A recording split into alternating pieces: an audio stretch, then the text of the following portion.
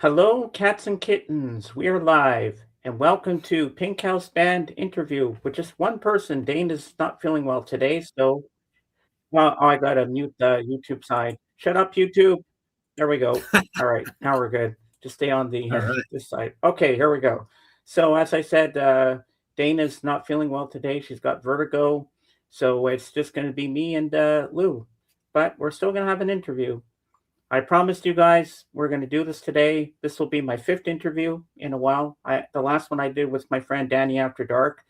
When I interviewed her back in July 1st of 2023. So it's been a while since I've done an interview.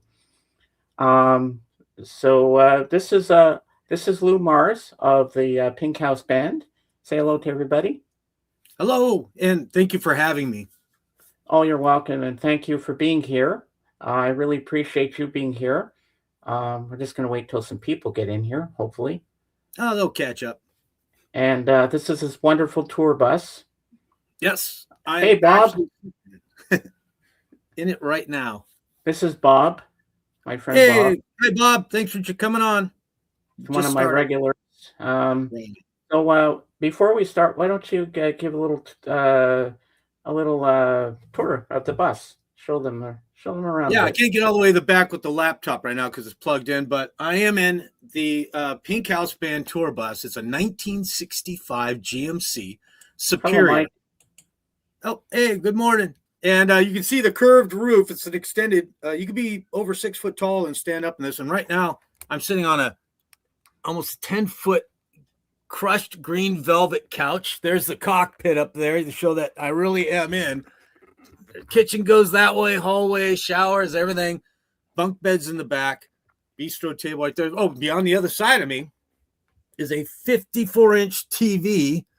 So all the luxuries here, and I love these old lights like this one. Look at it's brass with the light going up. I love that. Yeah, kept all the original stuff. It's got a new floor in it. It's a gray wood floor. And then the bistro table is added sound insulation over in the bistro table. Let's see if I go down. You see the kind of the bistro table area there. And like I said, the outside is burgundy and gray. It's a beautiful bus. I rescued it from Portland, where it had been sitting for almost 20 years, just sitting there. So I went up there and I drove it down. It was like one of those rescue shows you see on YouTube. Yeah, boy, what a challenge. I'd driven buses before and trucks, but I'd never driven anything like this. And I got to tell you, after the first 2 miles, I was like, what have I got myself into, man? I had to drive it all the way from Portland to Chico, California. And I did it in a almost basically one day. I got up there in the morning. We did an overnight just because I was exhausted shifting this thing. Yeah, it's got the twin gears, the dualies on the back. It's nuts, air brakes. But anyways, I got it here. All 16 tons of it. Wow. That's how big this boy is. It's big. It even has a deck on top that you can sit on, a metal deck. Wow. It's really cool. Yeah, very cool bus. I love it. I can't wait to get it. It's going to be at its first show, April 4th. And then there's a festival we're going to be taking it to up in Magalia. It'll be fun. Wow, that's cool. So my friend Bob here, he's learning to play guitar too. Oh, right on. Good. You know, it's never too late, and it's never too early. Yeah, he goes every Monday and Friday for his lesson. He's playing acoustic, and you're playing electric too, aren't you, Bob? Yeah. Well, nice. I guess people will file in. I guess we can start the interview. Yeah, but they can always watch the recording. That's where I get most of my numbers is after the fact. Because here on the West Coast where I'm at, people are just waking up and going to work. Yeah. You know, so what time is it there anyway? What's that? What time is it there? It's 9 a.m. Right now. Yeah. Wow. Yeah. We actually goofed. We thought it was 10. And luckily enough, I looked at your link, and that's why I called Dana. I said, Dana, I'm going to head over now. It's actually because it said on your thing, the countdown. It said 30 minutes. I said, I'm going to come over now. It looks like it's at 9, not 10. And that's when I unfortunately found out that she was not feeling well. Been taking lessons for 5 years now. And yes, acoustic and electric need both. It's not. Yeah. How do you like playing guitar? What do you find that you like about it? When you get a chance, let us know.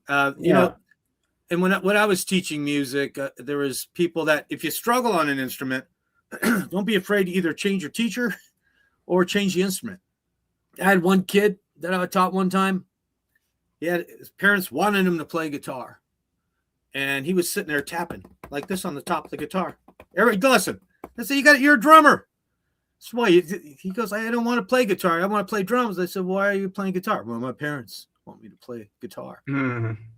So I talked to him. Yeah, I said, he's a drummer. And then, you know what they said? They go, well, if he finishes playing the guitar and learns that, then we'll let him play the drums. Well, he says, love it, but hard instrument compared to piano, which I also play. Wow. I don't know you played piano, Bob. That was my first instrument, was piano too. Forced though. Just like the story I just told. I was 8 years old, and my parents made me take piano lessons because my sister wanted to play piano, my older sister. So they dueled us up. And I'm playing. I hate it because I had an instructor back then in these days and was in the Philippines. She had a pencil. And every time you missed a note, she'd hit your knuckles with this pencil. Oh, my God. Mechanical, like, I hate it. And speaking of Beatles, in our household and in the Philippines at the time, this is early 70s, the Beatles were everywhere. The Filipinos and Filipinos loved the Beatles. You couldn't walk into the Makati market. I was in Makati, Rizal, Philippines, and we weren't military. We weren't on the base. We were regular people, as they say, the civilians. And wherever you went, you heard Beatles. And the Filipinos loved karaoke. It was already out back in those days, and they would sing Beatles songs. So when I had my piano lessons, I wanted to play Beatles. I go, what do you want to play? I said, the Beatles. And then she would go, yeah, here's Mary Had a Little Lamb. And I'm like, this sucks. So I didn't get back to piano till years later because of that. Damaged me. Well, don't forget, Wings did Mary Had a Little Lamb as well. Yeah. I don't like it. I don't want to play it. I didn't want to play these simple little silly songs. I just wanted to play music, and that's all there was to it. So you ready to start? Yeah, let's do it. All right. So the first question of the day is, what year were you born, and where in this wonderful world were you born? I was born in 1963. Yes, I'm 62 years old. I guess I'll be 63 this June. And I was born in San Diego, California. But I wasn't there long. We relocated due to a job market decision by my father to the Philippines at that point. And we were there until martial law broke out, which was early 70s, by Marcos. And we had to sneak out of the country. It was like a scene out of The Sound of Music. It was an interesting thing. But that had a huge effect on my influence of music, culture, to start out there. And then I didn't know I was different, by the way, until nowadays. I look at the photos and I see I'm the white kid with all the Filipinos. I didn't know that. When I came back to the States and I had to learn everything all over again at around age 10, I didn't know our monetary system. I knew centavos and pesos. So I had to learn everything. I didn't know what a Hershey chocolate bar was. Like I said, we weren't base. So things were really different, when I got here, and it was quite a culture shock to learn to be American after that. So, and how was your schooling there in the Philippines? It was actually advanced. They were about 2 years ahead. They were private schools only. I went to the international school, so I sat among Germans, a lot of Germans, Japanese. It was mandatory to know 2 languages. The mathematics were way ahead. So when I came back to the state, there was no fighting, by the way. There was still some bullying, but no fighting at all. First day of school in America, I got hit. And I was like, what is this? And I saw football. I didn't know what a football was. Football was soccer, right? This diamond-shaped ball was thrown at me, hit me in the chest. And then I was bored. I was already, as you can already tell, I'm a very naturally energetic person. So the first thing in America, they instructed my mother to put me on Ritalin and said, the kid can't stay in his seat. So let's put him on something. And this is happening a lot now with Focalin and other drugs for kids. They didn't know what ADD wasn't even in the book yet, or ADHD. So my mom thankfully declined and bought me a drum set instead. And the Oh, rest is wow. history. Yeah, I beat the shit out of that. And that made a huge difference. So, and I recommend it to anyone. A lot of times it's not autism, it's artism. You have an artist. You might. I mean, it varies. But think about that. You might first off reduce the sugar you're giving the kid. Quit buying them those big gulps and fake food, and then get them an instrument, and you take it out on that. It helps relax you. Yeah. Your feeling and everything. So that's my recommendation. So how old were you when you first discovered music on the radio? Oh man. Well, music was always playing in our house. My father had a reel-to-reel, and he was very big on technology. He bought one of the first cassette players that would actually physically take the cassette and turn it over and go back in. So we had all that high technology. We had good money. Came from money on that, at least in the Philippines. We had maids. Where I'm going with that is music was always playing. And at that time in the Philippines, at age around 8, is when I realized what I'm hearing. You know, we introduced, we had 2 channels. One channel played black. They were both black and white, the antennas, but that's how I got introduced to the Beatles, Ed Sullivan, obviously reruns at that point. You're talking around 71, 72, but that's all you got anyway. So over there, one channel was all The Dictator, kind of very similar to now. And the other channel was, and the other channel was old Popeye cartoons and, like I said, Sonny and Cher, stuff like that. Oh yeah, I remember the. But my parents, oh yeah, Flip Wilson, all that stuff. I'm going to interrupt you for a second because Bob has a question for you. Can you speak Tagalog? Tagalog? No, I know a few words. Like I can remember Salama Po, Tubik, and stuff like water. Salama Po, I believe, is thank you. You might correct me on that, but they're all. It's been a long time and without use. Tagalog, for the people that don't know that are watching this or will be watching it later, is a mix between Spanish and Japanese because at one point, Japanese took over the Philippine Islands, and then America came in and took it back, and that's kind of how that all evolved. And I still have some of the coins with America on one side, a silver dollar, and then on the other side, it's actually silver centavo, 1 centavo. But on the other side, it shows the Philippine flag. It's really cool. So there's a point where we had split monetary, but their language got split because that's where they still have the Japanese pillboxes from the war on their beaches that you can go see. Go see. And the Japanese were so hardcore on fighting at that time. They would take their guys, put them in these dome pillboxes with the hole to shoot toward the ocean as we're coming in, and they'd seal them in. They sealed them. And so the bones of those people, when we discovered flamethrowers, are still in those pieces on the beach. It's unbelievable. You go to certain places on the islands there, and there are hills, nonstop hills of white crosses of the amount of Americans that died there. And it really brings to your heart of how bad war is. When you stand there, it's over. I remember as a child just looking at these hills and rolling hills of white crosses. I'm like, what is that, Dad? Those are deceased. Those are people who died for that war. It's crazy. And that's just in the Philippines. Can you imagine? That was an island they fought on. So it's crazy. Yeah. So what inspired you to start being a musician? Well, I wanted to play trumpet first, believe it or not.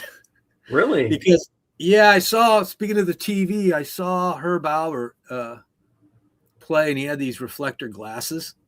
Those like police glasses. Oh, yeah. Like the state troopers. Yeah. And he was playing, and I thought that was one of the cool, and he had like the bullfighter outfit on. And as a kid, that really struck me. I was about 8 or 9. And I'd heard his first album at that time. My mom was a big fan. And I was like, shit, man, I want to do that. And that's before I hadn't seen the Beatles, I don't think. It was around more close. Seen Elvis, but I knew I couldn't be Elvis. I didn't relate to him. I loved him, but I knew that I'm like, that guy's like, I can't do that, But Herb Alpert, I thought, well, I kind of like that. Plus, I thought he looked super cool. So I went to the school, and this was not until we got to the States. So I was almost 10.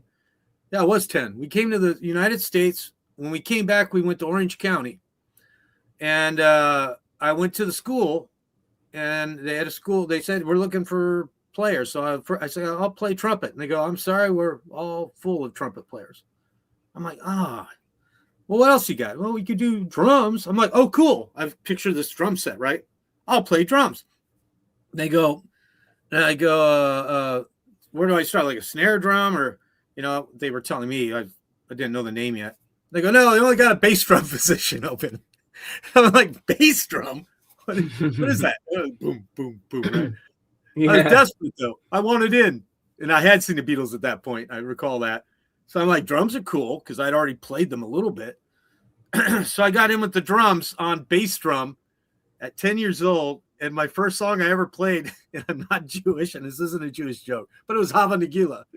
Really? Oh, I beat the hell out of that. I played it better than anybody. Oh, that must be fun. That's how it just steamrolled. I just kept accelerating. I would play every day in my room, and I kept my mother helped me add these drums, and I graduated to a full drum set. And when we moved out of Orange County, by the time I was 11, we moved again. We moved like every 2 to 4 years. So I had to reinvent myself every few years. Anyone who's ever moved all the time, I had a dad who's doing it for careers. It's hard on you, man, but at the same time, it makes you stronger. Mm-hmm. You lose all your friends, the few you had finally made, and you come in and you're the new kid. And the new kid gets either beat up, too much attention. And in my case, because I was playing instruments, I got too much attention. And so that made the guys hate me. The girls would like me, but the guys hated me right off the bat. And I'd have to battle. So when I got up to the Bay Area, which was the next stop, and it was Hayward, at the time they were doing the segregation thing, getting kids from Oakland into the Hayward school. Hayward High is where I ended up. First, before that, Bret Hart Junior High. Bret Hart Junior High was really big for me because a guy named George Dutra, God bless his soul. This guy, I didn't have a dad that spent a lot of time with me, but this guy saw something in me that I didn't, and nobody else did. And he's the one that he watched me play when I was in the first year of junior high. And he was big on, he had taken bands to Reno for the Jazz International Festival year after year. And he almost always won first or second place with his bands from California, worldwide. He had a reputation for this. So being a drummer in his band was the biggest thing because he featured the drummers on full jazz kits and he'd have them solo at these competitions. So I had known that at that age. I'd watched his band. I was like, wow, the drummers he had were, and I'm like, I can't do that. And he suddenly, he takes me and he puts me on the kit. He was the first one, put me on the kit. He goes, my mother said, put him on the drum kit. And she did. And I got private lessons for the first time because of that. Out of Fremont, a drummer, jazz drummer. Yeah, it was huge. Long story short, I ended up, because of that man and grooming me, by age 13, and I think that was 1976, 77 off the top of my head, he took me with him to the Reno Jazz Festival. My mother drove behind the bus that drove the band with my drum, just so my drum set could go with me. This brand new Black Rogers set, beautiful. Oh, nice. Oh my God, it was amazing. And we go into the Reno Jazz I got the lead drum position in 2 years. And we came in second world after, and I did a drum solo. My first drum, I was sweating. I was holding on my sticks for life. I was so nervous. In this arena, you went in underground, and it's like the crowd was straight up 2,500 right in your face, you know. And I'll never forget that. I came back from that, and the school had, all schools have these trophy cases, and they awarded me like a football letter. Football players get a letter. Yeah. They gave me the BH letter, picture with the principal. And then the band afterwards, every year, the band would vote for who was the most likely to succeed. And the teacher would also get the vote, greatest contribution to jazz band, biggest honor you could get with either one of those awards. And I got both. I still have the certificate. I kept them. This one of the few things I've kept out of the trophy case. Oh, that's amazing. In the picture of the principal, the letter, I still have the block BH, so I lettered, and that was both a curse and a reward because I went to Hayward High next, and they saw that. And next thing you know, like a star football player, like a star quarterback, suddenly I was traveling all the time competing for these schools. And they would give you credits. Just like you don't know, they'll let people know this, but you get credits. You're away. So how can you be in class, right? You're away. So they'll be like, well, that's worth a history credit. Some of this shit's going on. You get traded because you're worth something. You're bringing attention to the school. You're getting them in the paper, and stuff like that. You're raising their pedigree. So that's part of the reason I graduated early. Not because I'm smarter than anybody else. I did get good grades, but because I had so many credits and I was competing and I was winning. As long as I kept winning, I got credits. So that created that whole bit. That's why it was easy to segue at that time. At one point, I was in marching band in the morning, 5 a.m. Then I went and I taught. They put me as a lead instructor in the school for beginner orchestra. They had me in intermediate and advanced as well, and then jazz 1 and jazz 2 after school. That's how much I was playing. Then I had my own band. I went around and picked up kids. So let's start a rock band. And I was at 13. And 14, 15, 14 for Hayward High. 15, I end up moving again. I get all that build up, and what do? Let's move. And we moved. It was a bummer. Wow, that's amazing. So so you started with drums. Yeah. And was there any high school talent shows that you entered when you were in high school? Oh, yeah, I was beyond that. I was always competing statewide. Same thing in marching band. We would compete against bands from there was drum comps, just rudiments. We won that. And the prize was, unfortunately, to march with the Berkeley marching band at halftime, which was the worst prize ever. Oh my God. Yeah, I was like, you're sitting in the middle of the stadium. You got one rehearsal with these guys, and they would be going sideways and diagonal, and Yeah, I can imagine. So Bob says here, sounds like more fun than my high school journey, playing trumpet in orchestra with all classical music. Yeah, the classical thing was especially rough for drummers because you sit there and they give you the sheet music, and then you see that, especially like, let's say you're the cymbal player, then you sit there and watch all the rest. 1, 2, 3, 4, 2, 2. Okay, I come back in on the 30-second measure. And that's a lot of reasons some kids leave. They really should have rock programs or other programs. Jazz, I was lucky. In our jazz band in high school, when I was lead drummer on that, you got to select the songs that you would participate. So I picked 25 or 6 to 4 by Chicago. I picked Peg by Steely Dan. So I'm playing the most rock, that's not jazz, most rock songs you can get. And so I got to really show off and play on that kit and snap it. It was like earned luck. I'll put it that way. Wow. Yeah. But yeah, like I said, that led to me meeting with guys after school. I knew there was more, and we'd come over to my house and I started doing bands, and I would go and buy with, I worked back then as a kid. You worked, you wanted money. I didn't get an allowance. You worked, mowed lawns, do whatever you had. I shined shoes and did stuff like that. And I got money to go to Radio Shack and buy the stereo with 2 inputs and 2 microphones. And I started recording on cassette tapes at 14. Oh, wow. With a band called Image. Hey, yeah, Loaded. It was Loaded, then Image. Image ended up being a Tucson band because we ended up moving after that to Tucson at 14 and a half, 15 years old. I started a band named Image.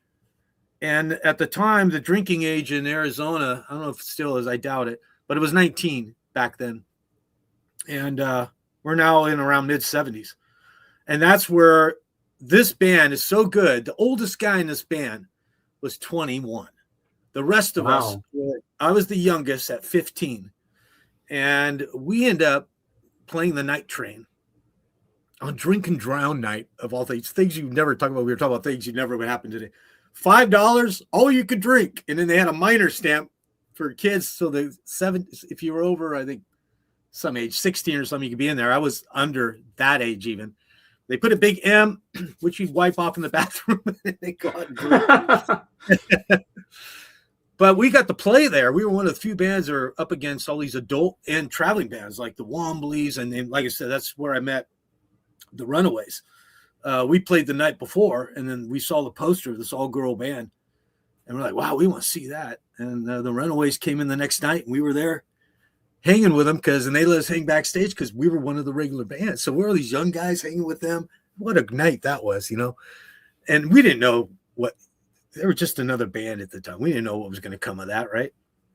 But it's really cool to look back now and be like, yeah, I was there. So that was one of the great experiences of starting to rub elbows with national acts and realizing that I could do this. And I had visions I figured that, well, if I'm doing this at 15, playing to a full house, and that was a good sized room, held up to 500. And what was it, like a cover band? No, we played all original. Can you believe it? Really? We had no cover songs. We all did. We got in the garage, and Cody, who was on keyboard at the time, he would do a riff, and I go, "Oh, wait, dude!" I'd put a beat to it. It was just like the old days of when, what's his name, the Foo Fighters he talks about, where it's kind of gone right now. But that's what we did. We would just sit there and we would jam our asses out in this garage in Arizona, which was at my house, and we would write these songs and we would tape them. And part of that is because we couldn't play other stuff. We weren't good enough to play other people's music. So we just wrote our own. We made up our own stuff with beats and riffs. And that's amazing. Yeah, and we ended up winning second place, Arizona, in a battle of the bands. All these young guys. Wow. And then we started playing around the state. We broke up, and I graduated and got into a bigger band called Crystal. And Crystal was the next level because they had an old school bus. And I'm still drumming, but I start playing guitar during this period. I'm playing guitar in the background just to learn it because I wanted to. Speaking of writing, I knew that if I wanted to participate more in the writing of the notes, I needed an instrument to be able to do that. So that's yes. So that's where that went. And then Crystal took off. We had an old, like I said, a school bus, which I drove sometimes, which is how I know how to drive this one. Not quite as complicated. And we traveled the four corner states, New Mexico, California. And that was the first time I actually got to be on the road. I got somebody new. What does that mean? Bob, do a background check on this person, please. I want to make sure they're not a troll. PDF. Gotta get my mods working here, Yeah. That's cool. Well, like I said, we'll have the people watching the tape you watch. That's I didn't get a chance to plug Okay, before we continue on, I gotta ask you, what was it like meeting Joan Jett before she was really famous? It's going to be embarrassing. And if Joan sees this, I hope she remembers this because it's funny. So I was crushing on Joan Jett. I was a young boy. Right? I was crushing on Joan Jett too as a kid. Yeah, and she was the coolest of the band. No offense to everyone else. She was the nicest. And so when we were down there mingling with them, excuse me, in my fantasy of my young boy mind at the time, I'm telling the rest of the band because she said hello and was nice to me, right? She smiled at me. So I'm like, Joan likes me. I think Joan likes me because she was just so nice. And then one of my bandmates comes over and goes, she's with the other girl. She's with the other girl in the band, Lou. I don't think so. And I was so crushed. I was like, what? No, just found it unbelievable. That's not true. But anyways, amazing. Their whole band, it was a great night. They showed, they were very punk at the time, and punk was happening, with the Sex Pistols getting blocked out of Winterland, and the Ramones were rolling. And we were playing stuff. We had a song that sounded just like God Save the Queen. Everybody did. So it was the answer to the impossible music. And the impossible music at the time was what was being played on the radio. And I call it impossible music because as much as I loved bands like Led Zeppelin, one of my all-time favorites, and I even loved Foreigner and Journey and all those guys, they all had one thing in common. A singer with tonsils that were up to here were impossible to find in a regular pool of people. These are these unbelievable singers. That was one. Two, Mm-hmm. production from studios that was absolutely unobtainable at the time for people at my age and stuff. Impossible. So when you had the Sex Pistols come out, which I did not like when they first came out, I did not understand yet, but they were important because they brought back the rawness of that garage rock sound of what we were. Just instruments turned up too loud, hitting as hard as we could with a guy yelling. And we could do that. So when you heard that, and then the Cars came out, and the Cars really turned things around for people like me back then, because here you're like, I can do that. That's doable. We got a vocalist that's not tonsils up here. We got a sound that's intricate, but not as raw as the punk. And that became new wave. And that's the direction. And I feel that made a big difference for a lot of bands out of the garage like me. We actually had an obtainable goal now that we could play and people would be like, that's good. We couldn't all have a Robert Plant. Okay. It just wasn't possible. So that was a big thing. And Joan and her band was a big part of that as well. So when they performed, did they do Cherry Bomb? Oh yeah, they did They had Cherry Bomb. That was God. This would have been about 78. I'd have to look that back up. So that'd probably be right before they break up around 79 or something like that. Right before she went solo. So yeah, they did play that. That was their big song. Even then, even though it was before, I think it blew up. Maybe it blew up that time, and I just wasn't aware. But it would have been right about there. And that was a Night Train show in Tucson, Arizona. If anyone wants to go way back and dig that up, but that actually happened. And did you ever get to play at CBGB's? No, I didn't. I wish. I've been fortunate to play at a lot of famous places, but that's one I did not get to. Because I remember, I forget which band it was, but I heard that this band it was a small stage, and the drummer fell off the stage because it was so squeezed in. And the drummer went backwards and fell off the stage. Okay, well, I know the Ramones played there, Blondie. Yeah, I forget who else played. I think the Sex Pistols played there too. I fell off the stage at the Night Train on one of the shows off my really? Right. Yeah, I did. This I gotta hear. I gotta hear this story. Well, it was we started becoming a regular band. Every time we'd come back around, and the Night Train was the place to play in that area at the time, owned by Doc, a dentist that turned rock and roll club owner. And I had a chair that I didn't have money. And so my drum throne was getting weaker and weaker. And back then they didn't have hydraulic ones yet. They just kind of clipped in with two stems. And one of the stems got loose, and we're sitting there, and I'm playing and I'm rocking away. And I had a habit of hopping. If you ever watch some of my drum solo videos, I'm all over. I move a lot. Very physical drummer. And I went up, and when I came down, the latch went down, and the whole seat collapsed, and I just went flat backwards. Oh my God. Bam! And I found myself flat on the ground, and it was like seconds, and I just jumped back up, popped back up, and to see the whole band, their faces facing me like, and thinking, "Are you okay?" And I'm like, "Yeah," I went right back into it. I just jumped back. Just fall down and you keep on going. Stood up and played. I meant that to happen. Yeah. I bet the crowd went wild. That was a trick I learned a long time ago. Was the drummer before me back in that Reno Jazz Festival stuff? I could never catch him.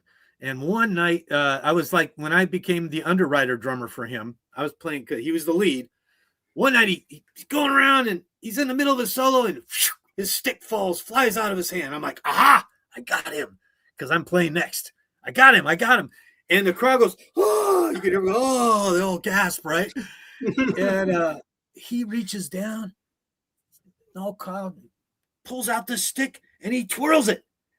And the crowd goes, oh, and he goes around with the left hand, right? And I'm like, damn it, he's good. Wow. And that's when I went to my teacher the next day, and I said, hey, he goes, what do you want to learn today? And I said, I want to learn how to twirl my stick. And he gave me the best answer you ever could have. He goes, I could teach you how to twirl your stick, but it's not going to sound good on tape. Right? You can do all the showmanship you want, buddy, but if you ain't sounding good, it doesn't matter. So I tried to be that drummer that did both.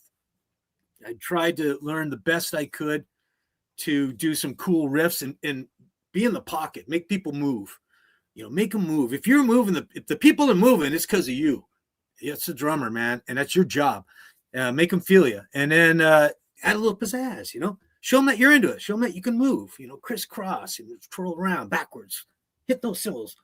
People love that. It's a great show because that's what they're paying for. They're not paying to watch a record spin. They're paying to watch you, and that's what I loved about Ringo. When we go to Ringo, that bobbing that he did. I'm shaking my butts doing that. That bobbing. That was everything. His whole riser was moving, right? I'll never forgot that. Arcing. That's what you want to be. And it's amazing. He was a left-handed drummer, but he played right-handed kit. I don't know how he pulled it off. Nobody switched their kits yet. And he pulled it off by playing backwards. He played those riffs backwards. A lot of times you saw him do what's called split hand now, where you take your left and hit on the hi-hat. Well, that's because he was left-handed. Now it's a technique. Very cool. Yeah. All right, Dave's got something to say. My friend used to carry an old 60s makeup case full of drumsticks. Dude actually cracked his bass drum once, split at the seam. Yeah, I think we've all had disasters. My pedal broke during a show, right in the middle of a song. And I just started kicking the kick drum. And I later found out Ringo did the same thing, except in a much bigger scale. It was at like Shea Stadium or Candlestick when he did the same thing. And it was so loud, though, he said nobody even noticed. He was just kicking. I did the same thing and just kicked the drum. I lit my drums on fire one time after seeing Van Halen and melted my heads. So that was a fun one. And I did all the stupid shit you could do and experiment with back in the day. Because for some reason, when you first are out there, you think you have to do somersaults on the floor to get everybody's attention. That's just a young person thing, you don't think playing is enough. But when you mature, you start finding that, and you start seeing these musicians that are just up there really good. And they got everyone's attention just the same because they're just that good. And so you start realizing, hey, you know what? If I just really write a good song, and I show a presence, have a good presence, and you can do little moves and stuff like that, you can get the same effect. And it's actually a longer effect because people will listen to your music over and over again. Whereas if they can't see you jumping around like crazy and your song sucks, it doesn't matter. Yeah. Right? So all during this time you were learning guitar, what was your first guitar that you ever picked up? Was it acoustic or electric? And what kind of guitar? First one I picked up was an acoustic, but it was I was visiting my aunt and she was in Texas. She had an acoustic guitar on the wall, just hanging there like a lot of people. They don't play them. They put them up on the wall. I don't remember what that one was. It was a beauty though, and it sounded great. And I toyed around with it and I found I could make some sounds out of it. I didn't think, that was possible. So, and that was in my teens. So I went into a music store and there was this guitar, which I wish I still had it. It was only $200, which was a lot back then, but not a lot still. It was an old used guitar. It was a Gibson Marauder. And if you've never heard that, because it's very rare, it has the diamond-shaped headstock on it.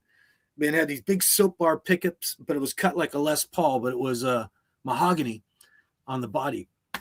Unbelievable. That was my first electric guitar. And when I switched to electric guitar in my 20s, when I played in my own bands, some of the own bands, I started the first bands I started with where I'm playing guitar was in my 20s, and that guitar made it up to that period.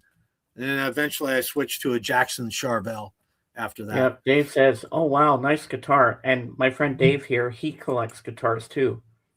Yeah, I would love to have that one back. The Charvel is, I no longer have that one either. Right now I'm currently playing a Telecaster, Fender Telecaster, custom. It's completely customized down to every detail. Yeah, it plays itself. It makes me look good. It's such a great guitar. We have a great relationship, and that's the best way I can describe it. The instruments that make it easy for me to play and produce sounds that I never even came up with before. They're magical, and I consider that a gift because I can do that same riff on another guitar or another instrument. It doesn't sound the same. It doesn't come out the same. So there is a big thing. You got to find that one that likes you. You know, I had a Gibson SG. We argued. You know, we just didn't get along. And it's a great guitar. But that guitar and I did not get along. Some about it. This guitar, I can make it sing, and it's just amazing. I have a double neck too now. I built my first double neck out of a kit. Oh, wow. But yeah, and I toured with it. That was years much later. The one I have right now is made by a guy. What's it? A Cozart. I think it's the Cozart. It's a 4-string bass on the top and a 6-string guitar on the bottom. And I put a Roland GK2A pickup on it. So I was touring with that as well because I could play every instrument. I could play strings and MIDI on the 6, and then I'd go up and do the bass, and it had a switch where I could hit either neck on or both and just switch back and forth and while doing vocals. And so it was a great way to do keys and stuff like that. Good stuff. Still have that one. I'll be playing that one on April 4th. I'll be doing wow. saxophone solo on it. It's something to see. And back in the 70s, what was your all-time favorite band that you liked? Well, there were 3. There were 3 that rotated a lot that I've listened to, and I can almost play every song by these 3 bands. And number 1, there's not, and by the way, I didn't mention it, what was the year? 1981, I joined a lounge band called Davenport, which was named after a couch we were sitting on in a recording studio. We needed a name real quick, and the leader of the band lifted up the couch, and there was a tag. It was a Davenport. People thought we were from Iowa, but it was the couch. Now, this band did nothing but covers, and this is back when this will answer the question, by the way. This is back when the Hilton circuit, the Hilton hotels had a circuit, and they had stages and lounges. We got signed by the Hilton circuit to be, way before Tribute, a Beatles band. We played nothing but Beatles all night. We did Friday, Saturday, Sunday, and then we would go to the next hotel and play on the next city. We did that. And I was Ringo. I was on drums on that. So I know every Beatles song. You can't play a Beatles song that I can't at least play the drums on. Let me put it that way. So that would be number 1. I didn't like the Beatles when I first heard them. And that's because I didn't listen to them. I was just pissed that people kept saying I was Ringo, and I didn't know who he was. Then I listened to him. And I was like, I didn't know they wrote that song. I didn't know they wrote that one. I didn't know that. I didn't know. You know, so then once I realized I was being ignorant, and a lot of people are when they say they don't like the Beatles, you haven't listened, man. Come on. Listen to all that stuff. There's too much to not like something, okay? Yeah, the early stuff's poppy, but keep listening. So that's number 1. Number 2, Led Zeppelin. Oh, my God. When they came out, I was like, what is this? My first discovery of Led Zeppelin, where I actually liked them, was number 4. I felt like every song on that was just absolutely amazing. I know a lot of the hardcore Zepp fans like number 1. I found Dazed and Confused to be exactly that, Dazed and Confused. I wasn't a big stoner, so I didn't, get off on listening to 30-minute songs that it just bored the shit out of me as an ADD kind of guy. My favorite song on there is When the Levee Breaks. Well, okay, so when the levee breaks on the drummer side, it's the drums. Yeah, boom, doom, doom. Wow, not too many drummers can you hear the first couple notes and know, oh, that's John Bonham. When I saw 2 drummers, Denny Carmassi, who was in Montrose, who I got to meet in a little house where they were rehearsing with Journey, that was in Hayward, and at Winterland, when he did Rock Candy, God, every person in the damn Winterland Stadium crossed their hands like him and was a drummer airing at that moment. The only other time I've ever seen that was when I saw Led Zeppelin, the last show they ever played, Day on the Green. I was on the Saturday show. The very last was Sunday. They had a scuffle with Bill Graham's son. I was at that show. And John Bonham, same thing, though. When he went into Levee, boom, the whole stadium. All the hands came up. It looked like some kind of Hitler. Oh, my God. It was absolutely amazing. That's when I knew that, wow, drums make a difference. Drummers make a difference. You can't just put any drummer in that slot. That's what was huge. So number 2, Led Zeppelin. My number 3 is one of the biggest bands of, a person asked me once, we had a discussion. They said, who's the biggest band, would you say, that dominated the 70s, but that was actually came out in the 70s? They didn't come out before, then get big. They came out in the 70s. And of course, the first thing you went, well, the Led Zeppelin. No, they were out in 69. And you say things like, well, what about this guy? The Who, they were all from the 60s. But Queen was from the 70s. Oh, I love Queen. Queen, when I heard Queen, I was like, this is unbelievable. I love the orchestra type construction, reminding me a little bit of, some of the Beatles stuff from Sgt. Pepper and Magical Mystery, but to another level. Of course, Queen was unobtainable, although we did play Sheer Heart Attack. That you could do that one. Who you know, which is very punk. First album for those people keeping up. Queen, and I saw them in '81. Where did I see them? That was in Tempe, Arizona. And thank God I did, because that was one of their last shows, pretty much. They did the Playing the Game album from front to back. Unbelievable. I'll never forget it. I never heard a vocalist sound as good or better live than, I would say, Freddie Mercury and then Robert Plant.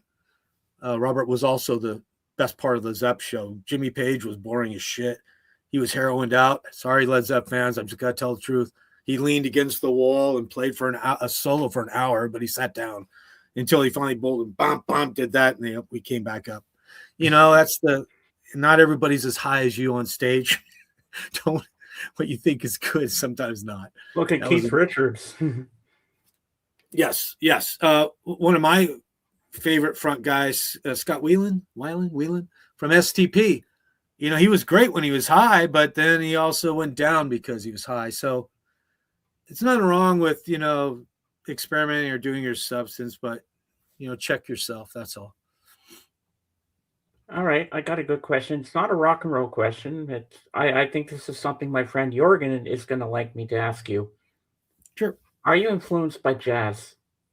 Oh, gosh. Well, absolutely, because that's where I started. I mean, although it was classical when I was at 10 at the beginning, my entire junior high, I remember I was competing in jazz. Those were jazz bands. And I believe, this is my opinion, I'll do this opinion moment. I believe the best rock drummers come from jazz. And Keith Moon, John Bonham, two of my favorites. And then my next ones that were absolutely in jazz, Gene Krupa and Buddy Rich, were all jazz drummers. There's something about jazz that when you take it and put it into rock beats, it really creates these. Mitch Mitchell's another one. And for those who don't know, he's from Jimi Hendrix. Oh, great drummers. It's jazz. Jazz fusion, all the soloing going on. But with that said, I have to say, when I went to the Bay Area, my favorite music to play as a drummer, I have different music I like to play in different instruments. I play all the instruments now as proficient as I can. Drums are still my number one, even though I'm always fronting bands now. The funk music for drums, that funk beat, man, it's so fun as a drummer. It's kind of like jazz and rock mixed. Funk rock is one of my favorite to play as a drummer. May not always be, I may not want to listen to an album of it, but man, if you ask me to play it, I'll beat the shit out of that. I love that. I love that funk rock. Wow. Yeah, good stuff. So do you remember the first song you've ever written? Like not from PinkHouse Band, but way, way back. Yeah, it would be with Image. No, Loaded. Loaded would be the very, very. Oh, yeah. It would have been Angry Young Man. That's the name of it. Angry Young Man. And part of the lyrics I got from that, actually a good chunk of lyrics, my dad liked to write poetry. I ran across a poem of his, and I saw the lyrics. And at the time, I was 11 years old, and maybe 12. And so the band was called Loaded. Not like booze, but like a gun.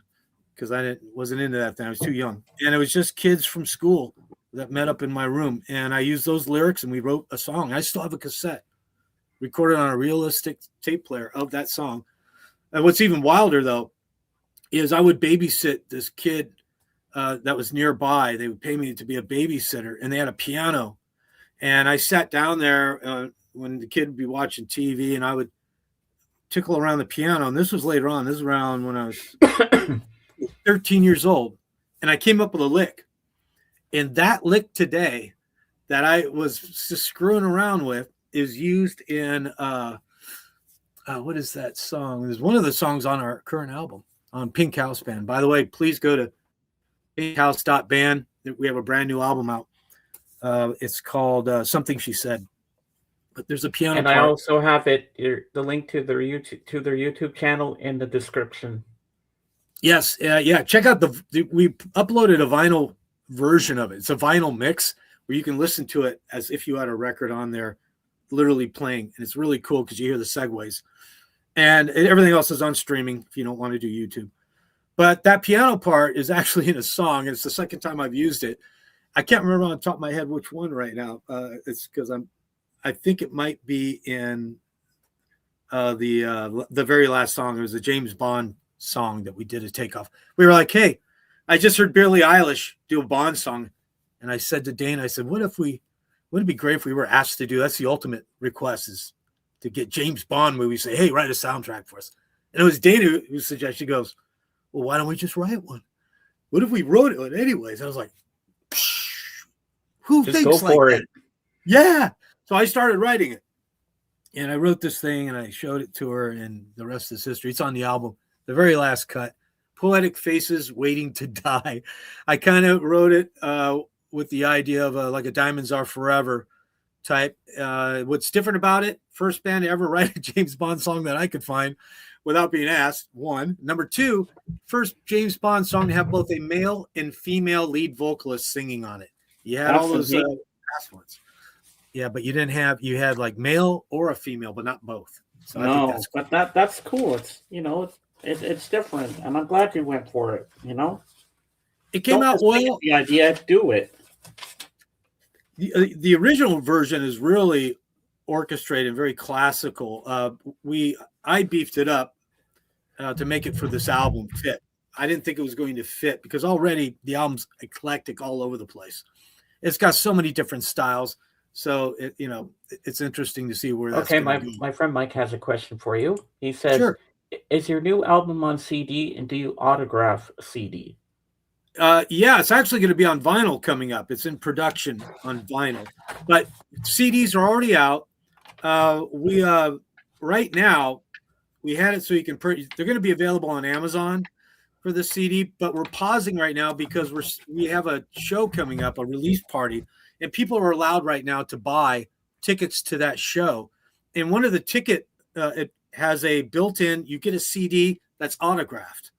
And those are selling out. So the batch that we had are selling out. So we're pausing our online sales because of that. We're running out of CDs, which is a good thing. But they will be back up on sale on the next order, also vinyl. So the answer is yes. There will be an option on the website. There's one now, but trust me, if you order that CD off the website, you're not going to get it because they're all spoken for. It'll be delayed. So pause and wait for that. I'd wait for Amazon so you don't have to pay shipping if you're a premium member. And we autograph them. We send it out. We also do photo ops for people at the end of the show on VIP tickets. They can come and do a shot. Hello, Brian. Am I on time? Well, you can always rewind and see what you missed. We're 53 minutes into the thing. But before we carry on, I want to read you some lyrics that I wrote back in the day. I was like 20, 21 at the time. And I just had this idea for a song. It's not, I can't write music or anything because I can't read music. But this is what I wrote a couple of years ago. Maybe it's a little cheesy, but I had the idea. It's called Rock and Roll Woman. Nice. I like it already. I want to be like a bluesy rock kind of song with a clarinet solo in it and like a brass section, and have a heavy guitar and some bass and do kind of funky piano thing. Almost knocked my microphone over. You can hear it. You can hear it in your head. That's great. That's great. So it goes, rock and roll woman, put on your dancing shoes. Rock and roll woman, put on your dancing shoes. You got me rocking and a reeling. Feel these rhythm and blues. You twist to the left. You twist to the right. Shake it, mama, all through the night. Rock and roll woman, I love you so. Ooh wee baby, I can't let go. Rock and roll woman, you really thrill my soul. Rock and roll woman, you really thrill my soul. Put your dancing shoes on. Come on, baby, let's go. Every time I see you, I start to dance around. Yes, every time I see you, I start to dance around. Baby, baby, baby, I love that rock and roll sound. Oh yeah. That's that's right there. I've got a little chubby checker in there. A rock and roll round and round. Got a little bit of that going on there. I like it. Yeah, but this is what my melody in my head would sound like. I can only do the first verse that I had the idea for it. Rock and roll woman, put on your dancing shoes. Rock and roll woman, put on your dancing shoes. You got me rocking and a reeling. Dig these rhythm and blues. Bow, bow, bow, bow, bow, That's a bow, little more bow. like a Chuck Berry. Yeah. That's like a 12-bar blues. Rock and roll woman. It's kind of got a 50s vibe to it. Yeah, I could hear that. And I hear a stand-up bass in there, Definitely a vintage sound would go with that for sure. I think I was listening to Stray Cats at the time, and I got the idea for it. Oh gosh, the Stray Cats, love those guys. Yeah, the drummer standing up. Yeah, a lot of great swing, good combination of swing with rock. Yeah. What would you say is the hardest Ringo drum beat to do? Ooh, because he had that one with Tomorrow Never Knows, and that one looks like a complicated piece of work right there. Or the one he does for Rain. That's my favorite. The one he does for Rain. They're all more difficult than they sound. That's the first thing I'll say. Very, very similar to Mick Fleetwood with Fleetwood Mac. You hear a Fleetwood Mac song, you think, oh, he's just going straight ahead, but he's not when you listen to it and actually have to play it. Ringo, for example, although this is not the most difficult, but to show his creativity, why it can be. Ticket to Ride, for example. Mm-hmm. Sounds very simple, but it's a bossa nova. And if you're just a rock drummer who doesn't know what a bossa nova is, and he took the bossa nova, which is usually played with cross sticking, and he flams it out over the drum. Boom, ba, boom, da, dum. It's got that little bit of a pause. 1, 2, and 3, 4, and it's that little bit of that detail in all this drumming that makes it difficult, because a rock drummer would just go boom, bop, bop, bop, boom, bop, bop, bum. No, that's not it. And that's what made Ringo great. So all of his drum beats, when he's rolling backwards to forward, I mean, I'd say there isn't a Ringo song that isn't difficult if you play it correctly. That's the way I would put that. Martin Popoff is now live on YouTube. He's a Canadian music expert who has authored many great books. Oh, cool. Nice. We will check him out. Nice little ad. Yeah. Well, for a few moments, I'm going to bring somebody up to meet you. Sure. Jorgen, I'd like you to come up and meet Lou. I'll put the link out for you. Come on up, Jorgen. I know he's going to ask you some jazz questions because he's a big jazz. I'll do my best. I'm not a jazz expert, but I'll do my best. Come on up, Jorgen. It's your time to be in the spotlight with us.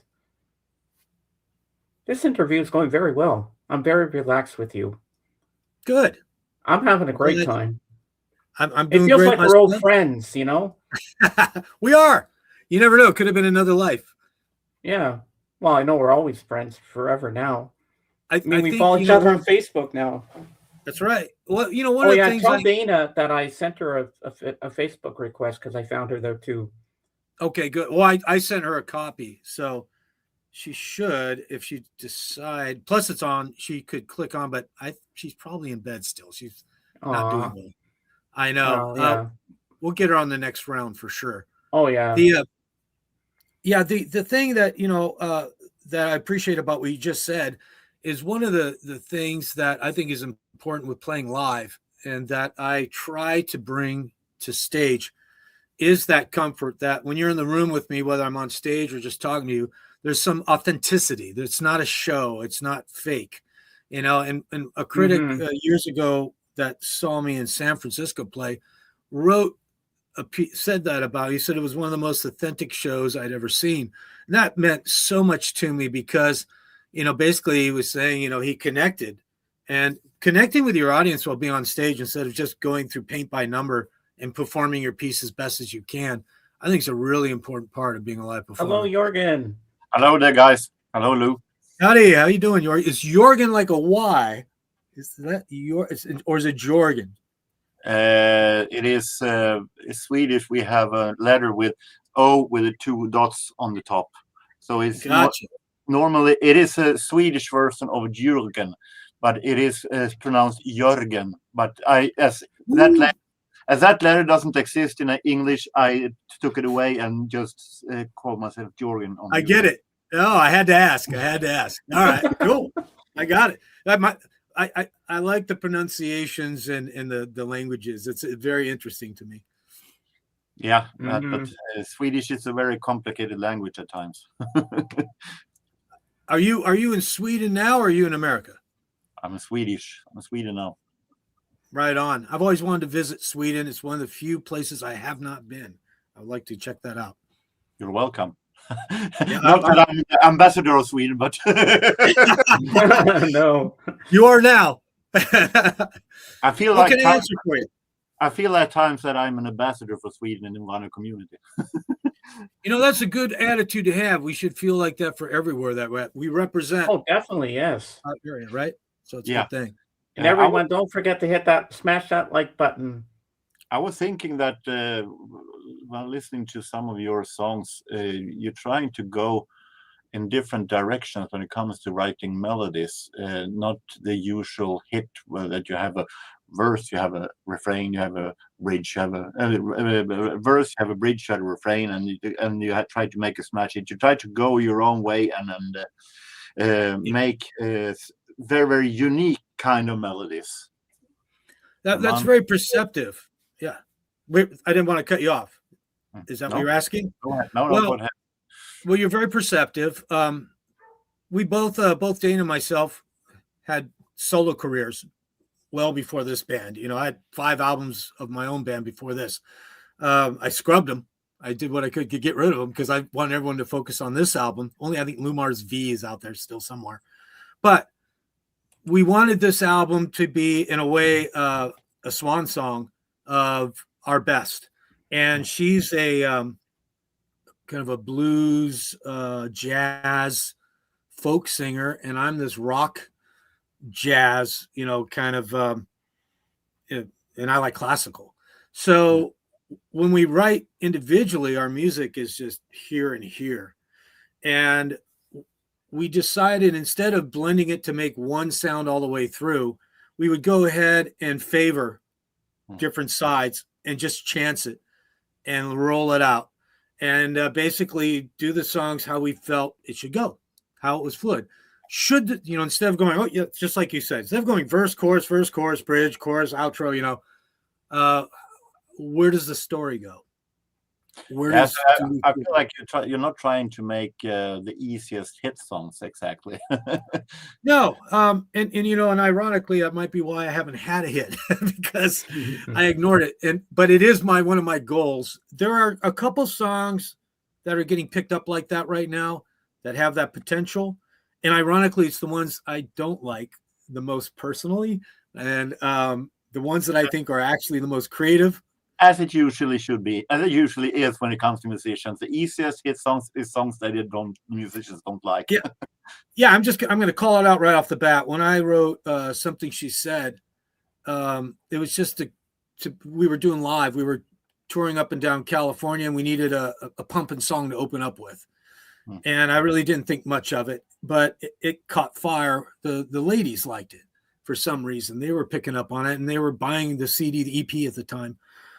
My personal favorites that I spent more time in, Strings, Faces from Yesterday, and of course the Bond song at the end, were pieces that were more into my heart and reflected a lot of, I felt, depth. And I knew they wouldn't be as big as Leave Me Alone, for example, right now, 17,000 on YouTube. It's killing it on Pandora. It's a great song. They're good songs. They're just good old straight rock, and you need that. But I'm hoping people will like both. I'm hoping, okay, you dig that song, but then further down you hear this other one, you go, ooh, I like that violin part or that trumpet in this one. That's what I'm hoping for. I might just piss everybody off because some people just want to hear, hey, I like this song. The whole album should have sounded like that. You know, let's just say there are too many. There are already too many who tries to sound like Taylor Swift. We don't need another one. So go ahead and do your thing. I appreciate that, and right now it's working for us. This album is. We've gotten some reviews from the California radio stations, which are tough, and they're all going, I like what I hear. And we're getting some airplay. That's huge. I didn't write it for that. We both wrote it. When Dane and I first started writing this last year, this album, we took some of the live songs, and then I said, these songs are too thin, meaning they were great for live, and some guy would solo for 5 minutes. I don't want that on the album. I want the songs. A great example is the Beatles. Another, the Beatles you didn't have this long George Harrison solo, or it wasn't necessary. It was about the song. I wanted it to be about the songs. I wanted it to be that a good song's a good song's a good song, period. And so we did our best to write good songs, and that's all there was to it.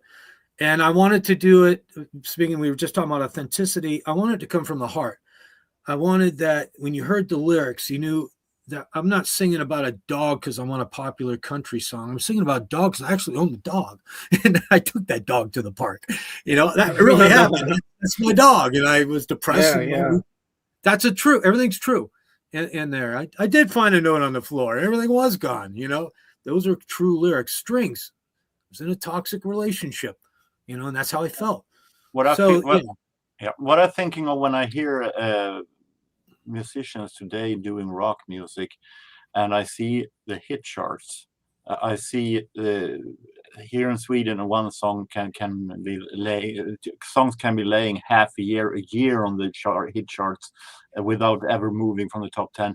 In USA, Taylor Swift can own the entire top 10, and everyone's supposed to sound like that.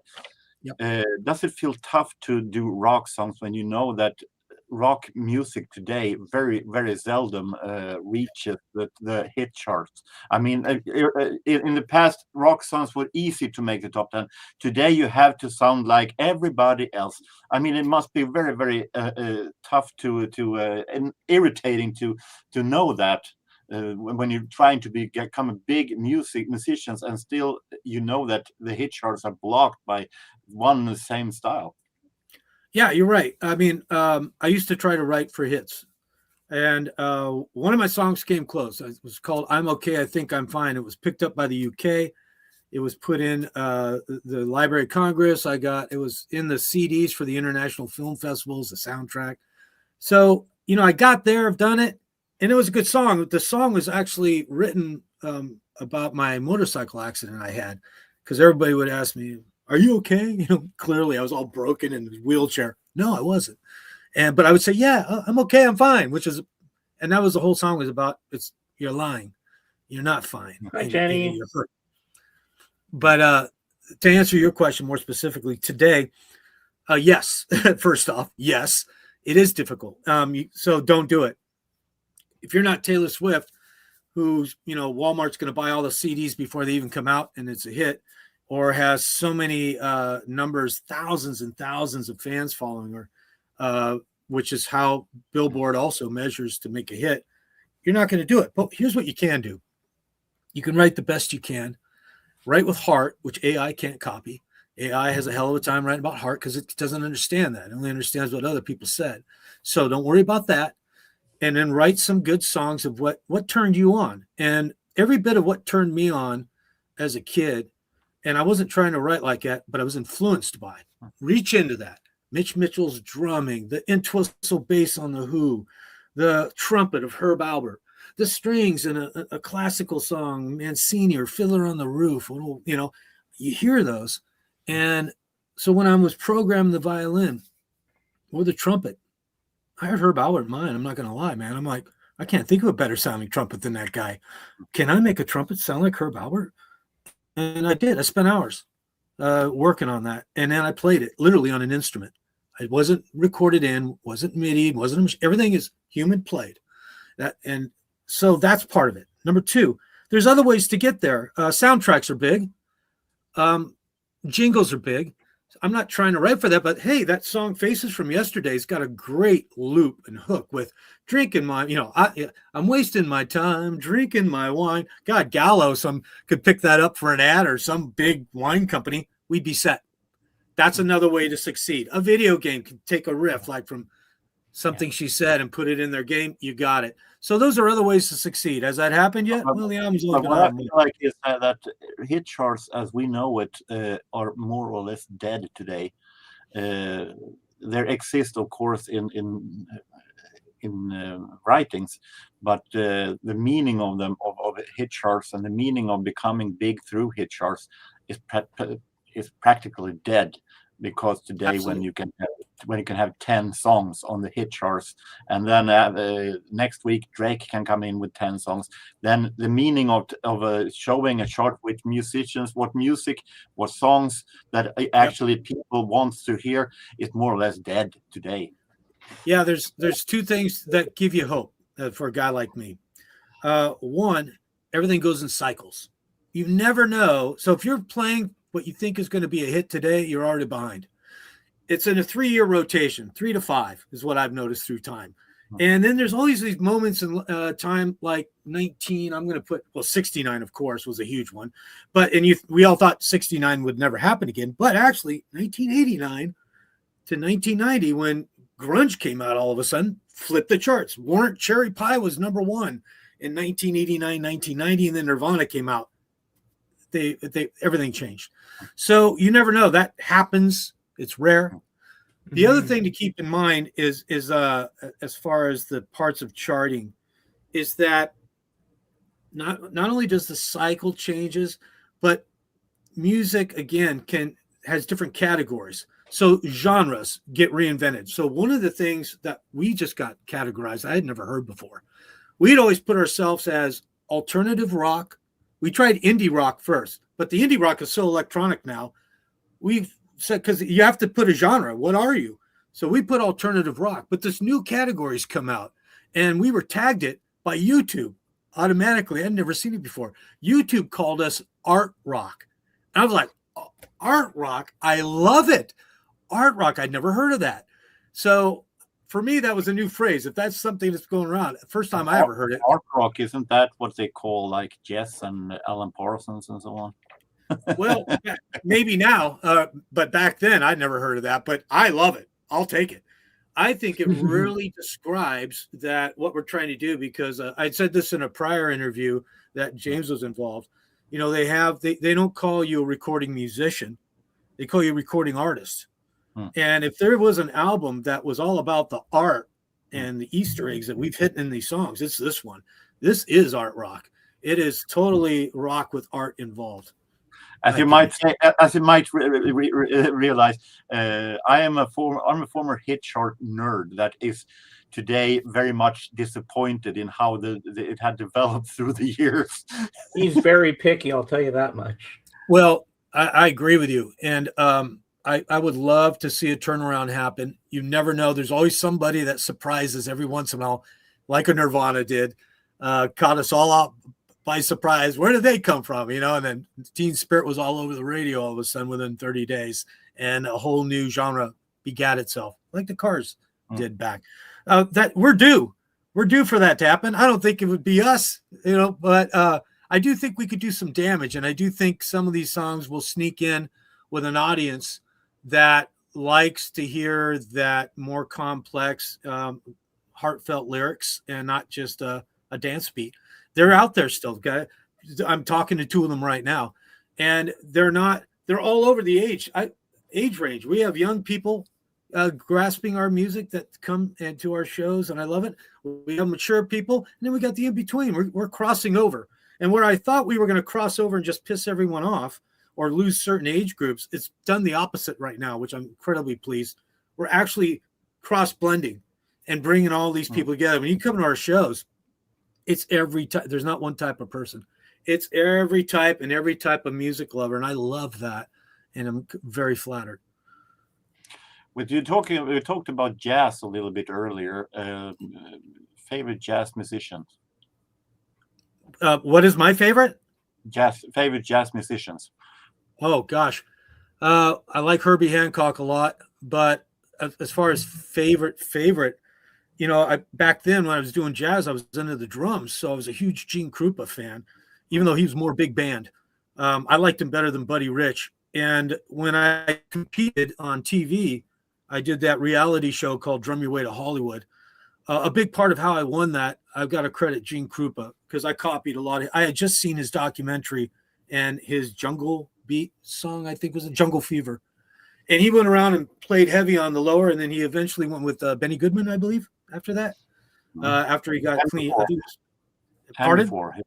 and before he started with Goodman also. Ah, okay. And I remember he went around on those floor toms quite a bit, and I copied that. But I really appreciated that particular music. I also liked when jazz kind of started evolving into contemporary. I was a huge George Benson fan, and I love the Breezin' album. I mean, that. I just love George Benson. I'm a huge George Benson fan. I have multiple albums by him. Well, Breezin' changed my world. Go ahead. Yeah. Sorry. But I was thinking of when it comes to Gene Krupa is the fact that if you have heard the famous Cagney Hall concert with Benny Goodman in 1938. Oh, wow. It was the first time that a jazz band had ever coming into such a big place. And that normally is meant for classical music at the time. And it was the Benny Goodman band was so nervous because why shouldn't be? I mean, the first band they're going to play for in a place that is where jazz was earlier banned, and very nervous band that actually tried their best to do their thing, but soon Gene Krupa realized in the middle of the song that hey, we're getting played out. This is going to be failure if we don't do something. So he comes up with one hell of a drum solo that wakens up the entire band, and the band all of a sudden goes, okay, we see what you mean. Now let's play their asses off. And then that concert is so iconic today.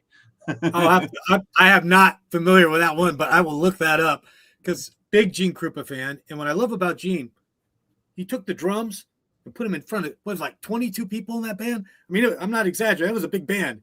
And he got put up front. I mean, that's something else. As a drummer back then, you were always in the back, unheard of, quiet, but not Gene. And so when I was doing drum solo competitions, he was a huge factor to watch of how to not only play, but to look. The way he did his arcs, way ahead of his time back then, and his showmanship. Chris crossovers, remember? One of the first to do that before Buddy. So I really thought that was amazing. I have another drummer a jazz drummer that as a huge favorite. He's but not known at all, but he is. If you come across a YouTube clip with him, he's one hell of a guy, one hell of a drummer, and that is Chubby Jackson's son, Duffy Jackson, the bassist Chubby Jackson, and his son Duffy was a drummer in Count Basie's band, the band that continued after Count Basie died, when you look at him, he looks like a little account manager with thin hair and glasses. He has his costume, looks like a shy little account manager coming on. But then, like Goofy in that Motor Maniac cartoon, he becomes like a total different person sitting behind those drums. And he becomes a maniac. Well, that's like, did you know? Beat. He doesn't miss one damn beat. That is one amazing. So he is a fantastic. I'm a huge fan of his. It's magical to see. What got me into drums was watching guys move like that. My mother took me to see Three Dog Night when I was a young kid when we first got back to the States at Circle Star Theater. It was in San Francisco. I think it's still there. The stage would spin around, and Three Dog Night, the drummer back then, this big black man. That's not racist. That he's black. He was a man. That's what you saw as a kid. And he had a what was called a Vista Light drum set back then by Ludwig. It was clear. So he was this giant guy on this kit with the stage spinning around with Three Dog Night, and he did a drum solo called Sticks, and it's on their double live album. And I saw that, and I couldn't keep my eyes off this dude. I was in the crowd. Everyone else is, yeah, but he's up there pounding away like you just described. It just flipped my noodle, man. I just thought, wow, that's the instrument to be on right there. And that was part of what turned me on so much on that in those days of drumming. And I want to add your facial expression you did there. When the Muppets designed Animal, they designed Animal after two drummers. I don't know if you guys are aware of this, but it was Keith Moon and Mick Fleetwood. And when you know that and you watch Animal, the way he moves his eyes, the eyebrow, totally Mick Fleetwood. Yeah. The way he's like, it's like Keith Moon. Which one of Keith Moon or Mick Fleetwood is the guy that doesn't stop when the band has ended? Yeah, correct. What a great mix, though. It's so yeah. Whenever anybody does that kind of, that's why you get that term Animal. It's a good thing. But I would later on though, when I'm on now, I'm not on the drums anymore, and I miss it, by the way. But on the album, those are all my drums on the album. I'm doing all the drum tracks on the recent album. So if you like them, me. If you don't like them, I'm sorry. But the guitar playing, yeah. Now the rhythm guitar playing I'm not doing, but all the guitar leads are me, and most of the other in the bass. I did the bass. We had a full band, but Jane and I decided to just track everything ourselves. It would take less time. We wrote everything anyways, and it was less complicated to do exactly what we wanted. And so now the full band's coming back for our opening show. They're playing our parts, but they're adding their, style to it. They're not painting by number. You'll hear their approach, and it'll give it a little different flavor, like a lot of bands do. So I'm looking forward to that, and I'm looking forward to being on the guitar again up front. When I play guitar, I like to give a little show too. I like to move. I don't like to be completely stiff, but I have to focus more on the playing because of the intricate parts. I can't just goof around as much. Yeah, so we'll see what happens. I'm looking forward to it. Now, my question for you, Jorgen, while I'm interviewing him, you can still stay up here. I don't mind having you here, if that's okay with you, Lou. Nope. Yeah, whatever. It's your show, however you want to run it. Yeah, you can stay up, and I can still interview you, and you can pop in from here and there and ask questions too if you like. So now we're going to go back to the 1970s because I was born in 1969, so I grew up with the music of the 70s and the 80s and stuff like that. But two particular artists that I really admired from the 70s. Well, I know he was in the 60s as well, but he was more popular in the 70s. Is Elton John and David Bowie. What's your thoughts on him? Yeah, two of my favorites. Gosh. First off, when I first saw Elton John playing keyboards and bang a gong, T-Rex, I was blown away. I didn't know that. Then my first experience of Elton John, I was a huge Tommy fan. I played the shit out of that Tommy album. I just thought it was so inventive, creative, on all levels. And when Elton John did the movie, part of Pinball Wizard, I just thought that was absolutely stunning. And then look at Elton in the 70s. It was like he was turning out hits. God, speaking of people on the charts, wasn't he like 2 or 3 different albums at the same time? He was like writing 2 or 3 albums a year, I think, and they were all charting. All fantastic. Definitely a Beatle influence in his sound, right? Come on. I loved his album. My favorite album of his was Captain Fantastic. I have that album. I love that album. Someone Saved My Life Tonight. Amazing. And then the intro to Funeral for a Friend, stuff like that. Oh, yeah. Goodbye, Old Brick Road. Great album. Benny and the Jets. Oh, yeah. Of course, you got all the hits. But, you're going to delve into Elton. You got to go to some of those, those B's that people don't talk about. Now, David Bowie. A huge influence to me. Huge influence. He was the first one when he dressed like that. I couldn't stop looking at him.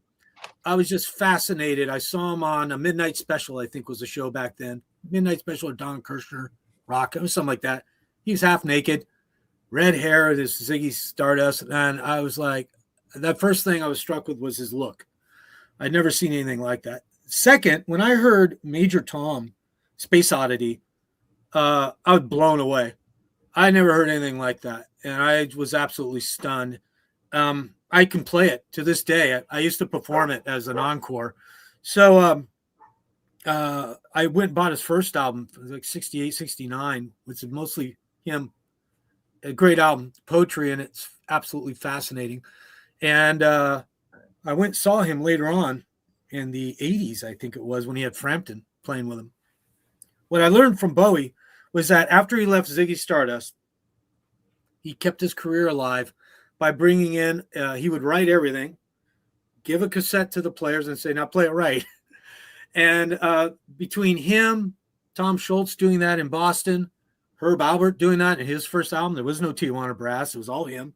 I learned that if you couldn't keep a band together, which I got to tell you right now, I've been a band leader in numerous bands. It's like herding cats. The egos, the personalities, including myself, were very difficult to deal with.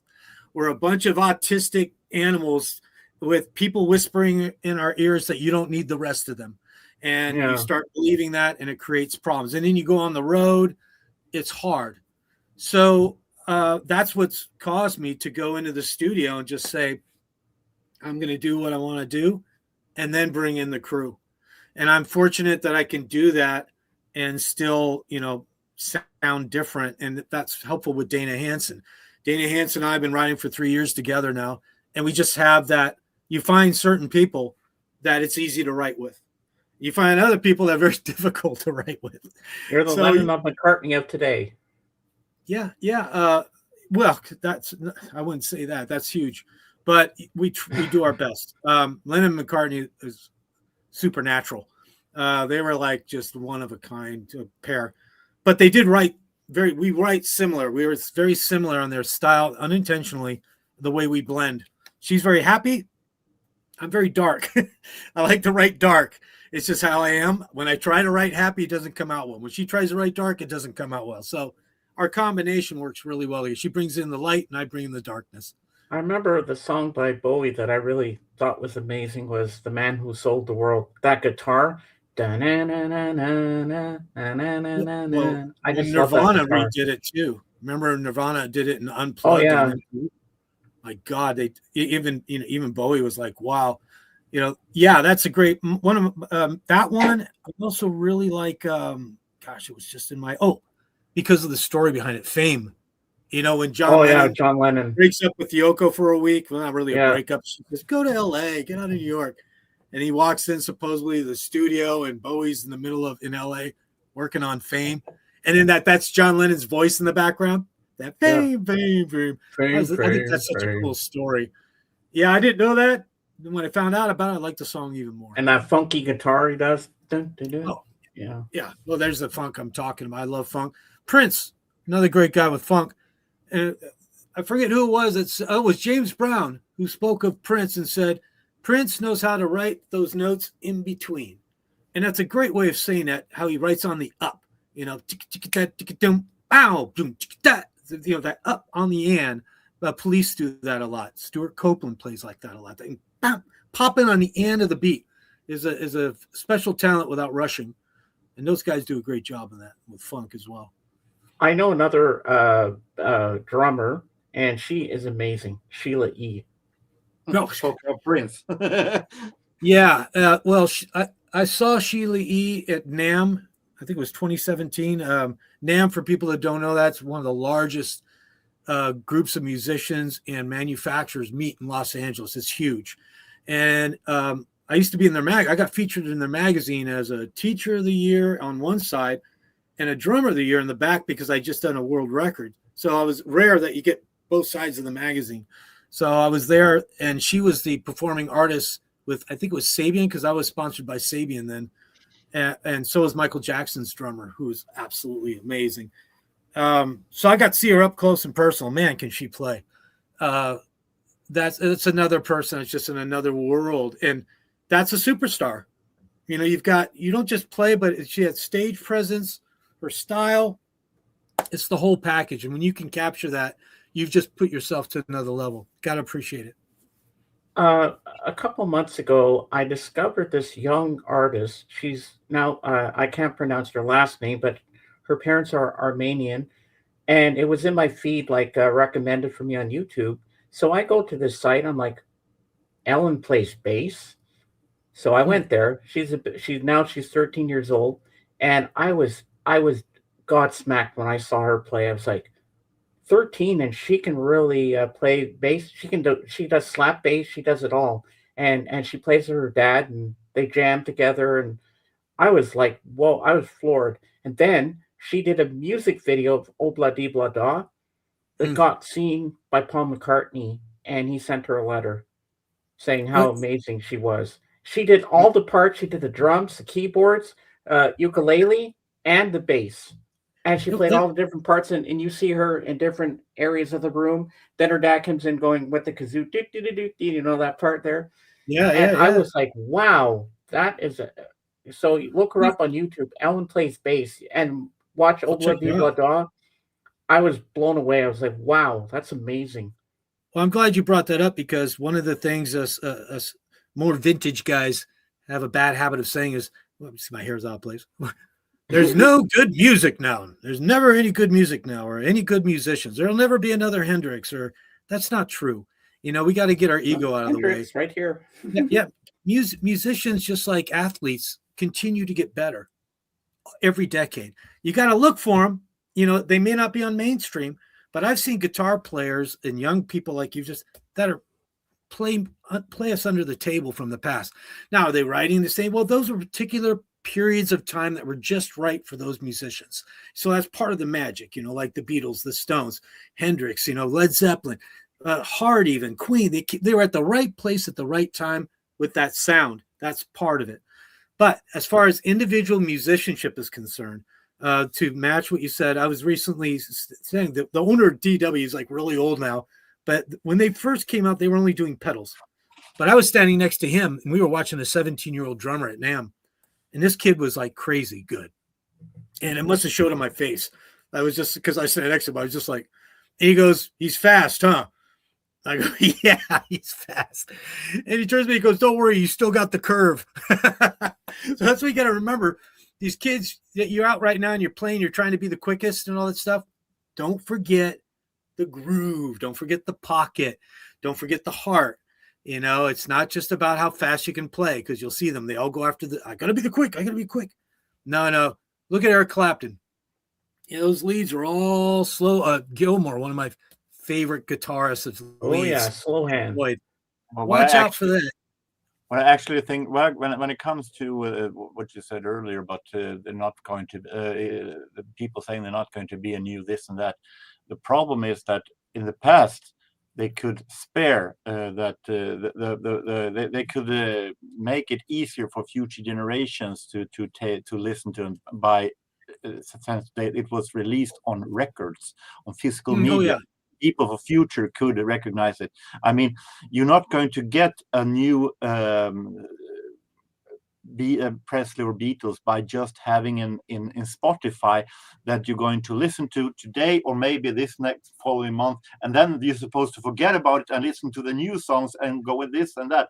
You're going to have to spare the music for future generations to listen to it, which you don't do today. If you release records more or less only because it is a special special attraction for vinyl for a record store day. So that is like an example. When in Sweden we had Eurovision Song Contest, we had a girl named Loreen that won twice, and the journalist said she's going to be bigger than ABBA. Hell no, because ABBA released records, so future generations could actually listen to ABBA and could move on with their fame and still listen to it. Loreen is only on Spotify and stuff like that. Maybe she's releasing a record, I don't know, but it's mainly through Spotify, which isn't meant to be spared. It's meant only to be listened to here and now as long as the song is popular. And then the artist will not be as big as the legends became in the past, in my opinion. Yeah, I agree. I agree with you on one count and disagree with you on the other. Let me tell you where I agree with you first. There's like Jimmy Page even said, he goes, Stairway to Heaven would not have been able to be created today. under the certain program. One, they use metronomes like crazy, clicks, and that song progressively gets faster. Two, it tells a story. And part of Led Zeppelin and The Who and those great bands, you listen to the album to hear the story, even if the songs were quite connected. They were connected in a way that told a story of the sound of that band. We've done that with this album that we have. We have a vinyl version online, the vinyl mix, where the songs actually segue over, which you cannot do on Spotify. You cannot do on Pandora. It's the only way you can hear it is if you get our vinyl album. It's not that way in a CD. You know, you can get our CD. You'd have to get the vinyl. There's something to be said about that. There's magic about it. So I agree with you there. And that's gone. And we're trying to recreate it by cheating, by putting the vinyl on YouTube. And that's what we did. So if you want to hear it like the way I would have listened to it, and I'd like you to listen to it, listen to our vinyl version of Something She Said, the album. And I think it's the experience I'd like you to feel from the album. Now, where I disagree a little bit, and not completely actually, is that the other side of the coin. Now, first off, Spotify is I'm going to piss people off. It's kind of a joke. Here's why Spotify is a joke. Anybody can be on it. Now, part of what made having an album so special back in the 70s and 80s, it was hard, inexpensive. So you really had to be good to make that album. Well, now anybody can take anything, make some garbage, and put it on Spotify. I know I'm pissing a lot of people saying that, but it's the truth. And there's a shitload of garbage, and it's hard to go through that garbage to find the gold. And some people don't want to do it. Now, I'm going to give some kudos to Pandora. Pandora is not easy to get on. You have to have a certain status. You also have to have a certain quality. They can, you can't just have this homegrown crap and throw it on there. They do frequency checks. They do quality checks. They also check if anybody knows who you are. That may sound unfair, but that's the way it is. That's how you get to be accepted. You have to work for that. So if you're on Pandora, you're doing a little bit bigger. Should have been bigger than ABBA. Wait, I watch What I Eat. Question did you have a host, Steve? Okay, I'll get to that. So, All right.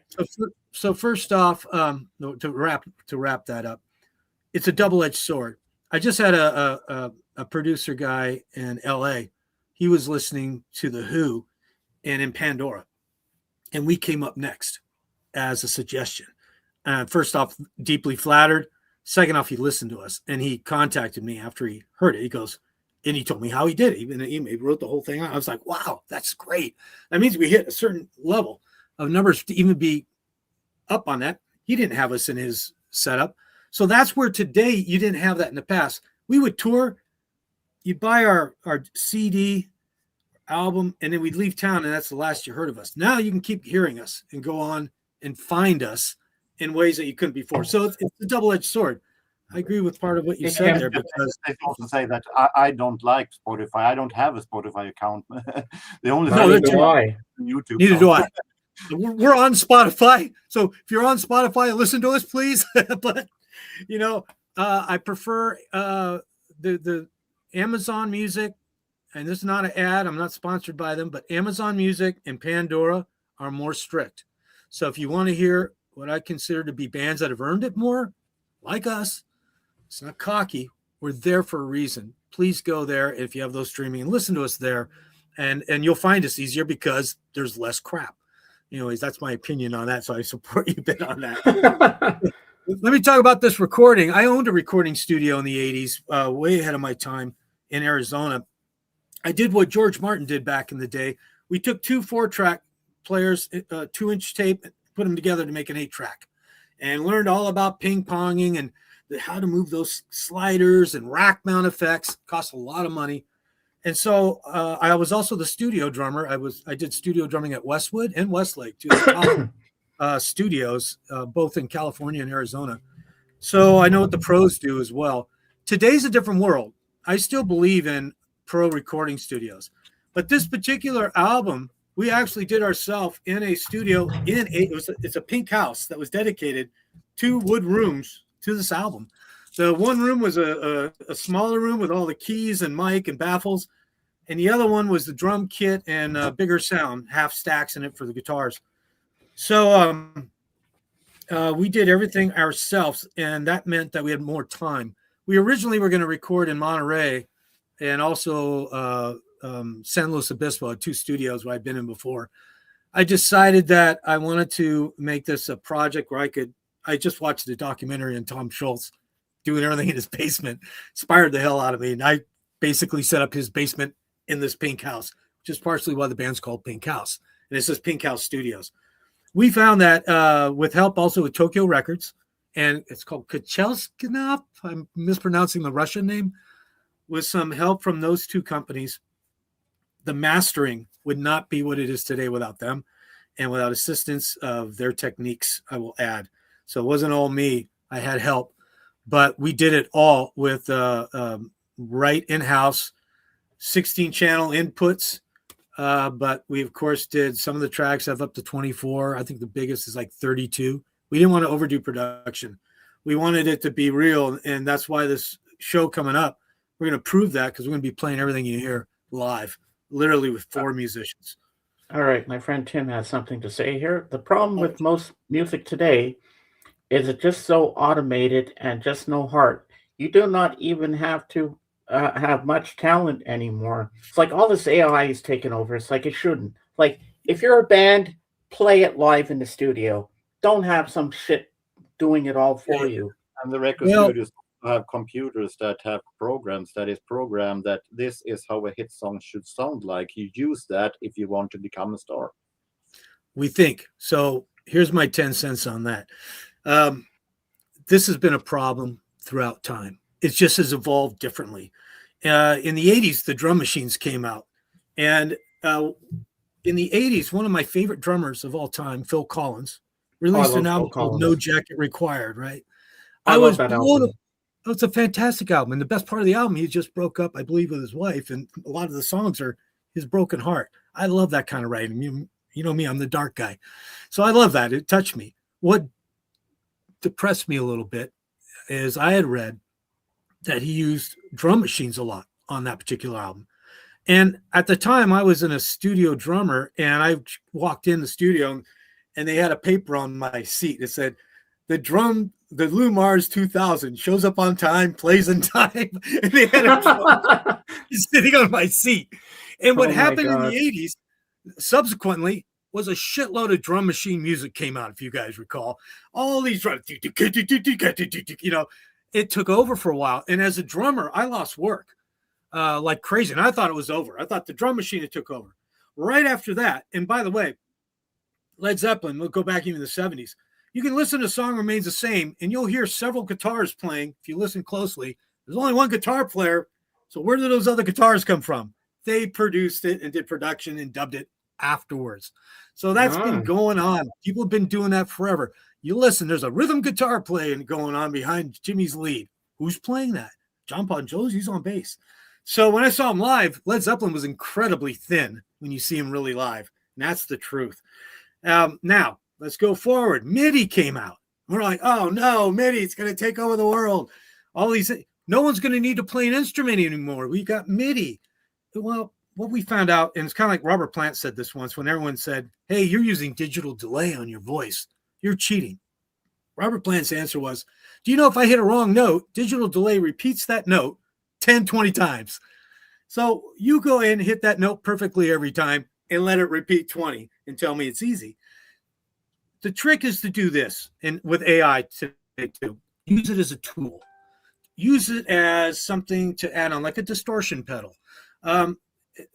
Don't use it to do everything. If you use it to do everything, you're going to suck. If you use AI and everything you do, you're going to suck. Don't let it write your album, because if AI was that great, it already have taken over. It's not going to be as good. It'll fade. This is the big thing right now. And where can AI be useful? Well, for example, one of our own songs, we couldn't remember one of the notes we put in it. We had AI analyze it. And it said, oh, that's an F sharp. Oh, yeah, that's right. It speeds things up. But to use AI beyond that, or to play all the instruments using AI, you're doing yourself a disservice, because you're better than that. No robot, no machine, just like those drum machines that tried to knock me out of a job in the 80s, can change a presence. When I'm on stage, we were talking about these people we all admired, whether it's bass, guitar, your presence and the way you play adds feeling. No machine sitting in a box is going to do that. And no machine on a record can do it, because people can feel a record. They can tell when it's a machine and when it's not. The way you draw across on a string is totally different than the way a machine will try to do it. So even when I like use MIDI on my double neck, the sax solo, I play a sax solo on the guitar, but those notes you hear, I'm bending the string to get that sound. It's all feel. Wah, hammer on, da da da da. That takes talent. That takes talent. I like to say everything can be used and everything can be misused, and the line between that is personal. It's up to everyone to realize where that line is. But it'll go for. It can be used. Everything can be misused. It's going to go for a while. Some people are going to use it. We're going to get bored of it, and then some guy like Neil Young's going to come out with just a guitar and sing this song. It's going to make you cry, and it's all over. We move on. That's what's going to happen. Yeah, that's my 10 cents on it. So don't worry, people. But use it where you can. Use it like Novocaine at a dentist. Novocaine came out. Use that, right? It's going to take the pain, but don't abuse it. The biggest problem I have with AI, the biggest problem I have with AI is that they have to spell it with a big I, which means that when you see it, you hard know that is it AI, is it Al, is it Yeah. Is it AI, you don't know the difference. Yeah, we've been through this robotic shit already in different ways, like I said. And people, they bite on it because it's new. But it's like the brand new restaurant in town that's got crappy food. They get a big opening, but they're out in 2 years, maybe 3. Yeah. So the song is created by Al. But good for Al. He's a great guy. No, it's AI. No. But I will say this. I will say about Peter Jackson. When he put the Get Back documentary together, which is fantastic, I like it more than Let It Be. At least you get the full rooftop concert with it. He took that AI stuff and he was able, when they did they did Now and Then, he was able to take John's vocals and bring it up front, and it really sounds good. That's a good way to use AI because they brought John into the present like he was still alive. You hear it in your headphones, it brings tears to your eyes because you're hearing John clearly. That's a great example. That's what they should have waited for with Real Love and Free as a Bird. They should have waited till now to do it because it would have sounded better. That's a whole nother game. I will say this, part of what you've touched on is the drum machine thing. One of the funny things about drum machines, they, like myself, originally thought that was going to replace us. But what you find out is most drum machines, like Phil Collins discovered, are run better by drummers. So the drummers were the ones that end up running these machines now. So why not? It just goes the same way. So if you're an artist, and a true artist can take the AI and make something fantastic out of it. A true artist. A person that's not an artist that just wants to act like an artist and just uses AI to do everything, it's going to be crap. Become an artist first. Learn the craft. Don't try to take a shortcut. There are no shortcuts in art. There are zero. Even prodigies study and learn and write. That's how you do it. So, here's one for you, Jorgen. You're going to laugh at this one. Look what Dave says. Exactly. You got my point, Dave. You got my point. But AI didn't exist back in 1987, so I assume it is Al. Yeah, we hope so. That'd be funny to find out, right? Yeah, no, I've studied it. Where AI was useful for us, we did use AI, but not in our music. There's zero AI in our music. It's like organic. We are 100% organic, no pesticides in our album. What you hear is the real deal. Everything. The videos.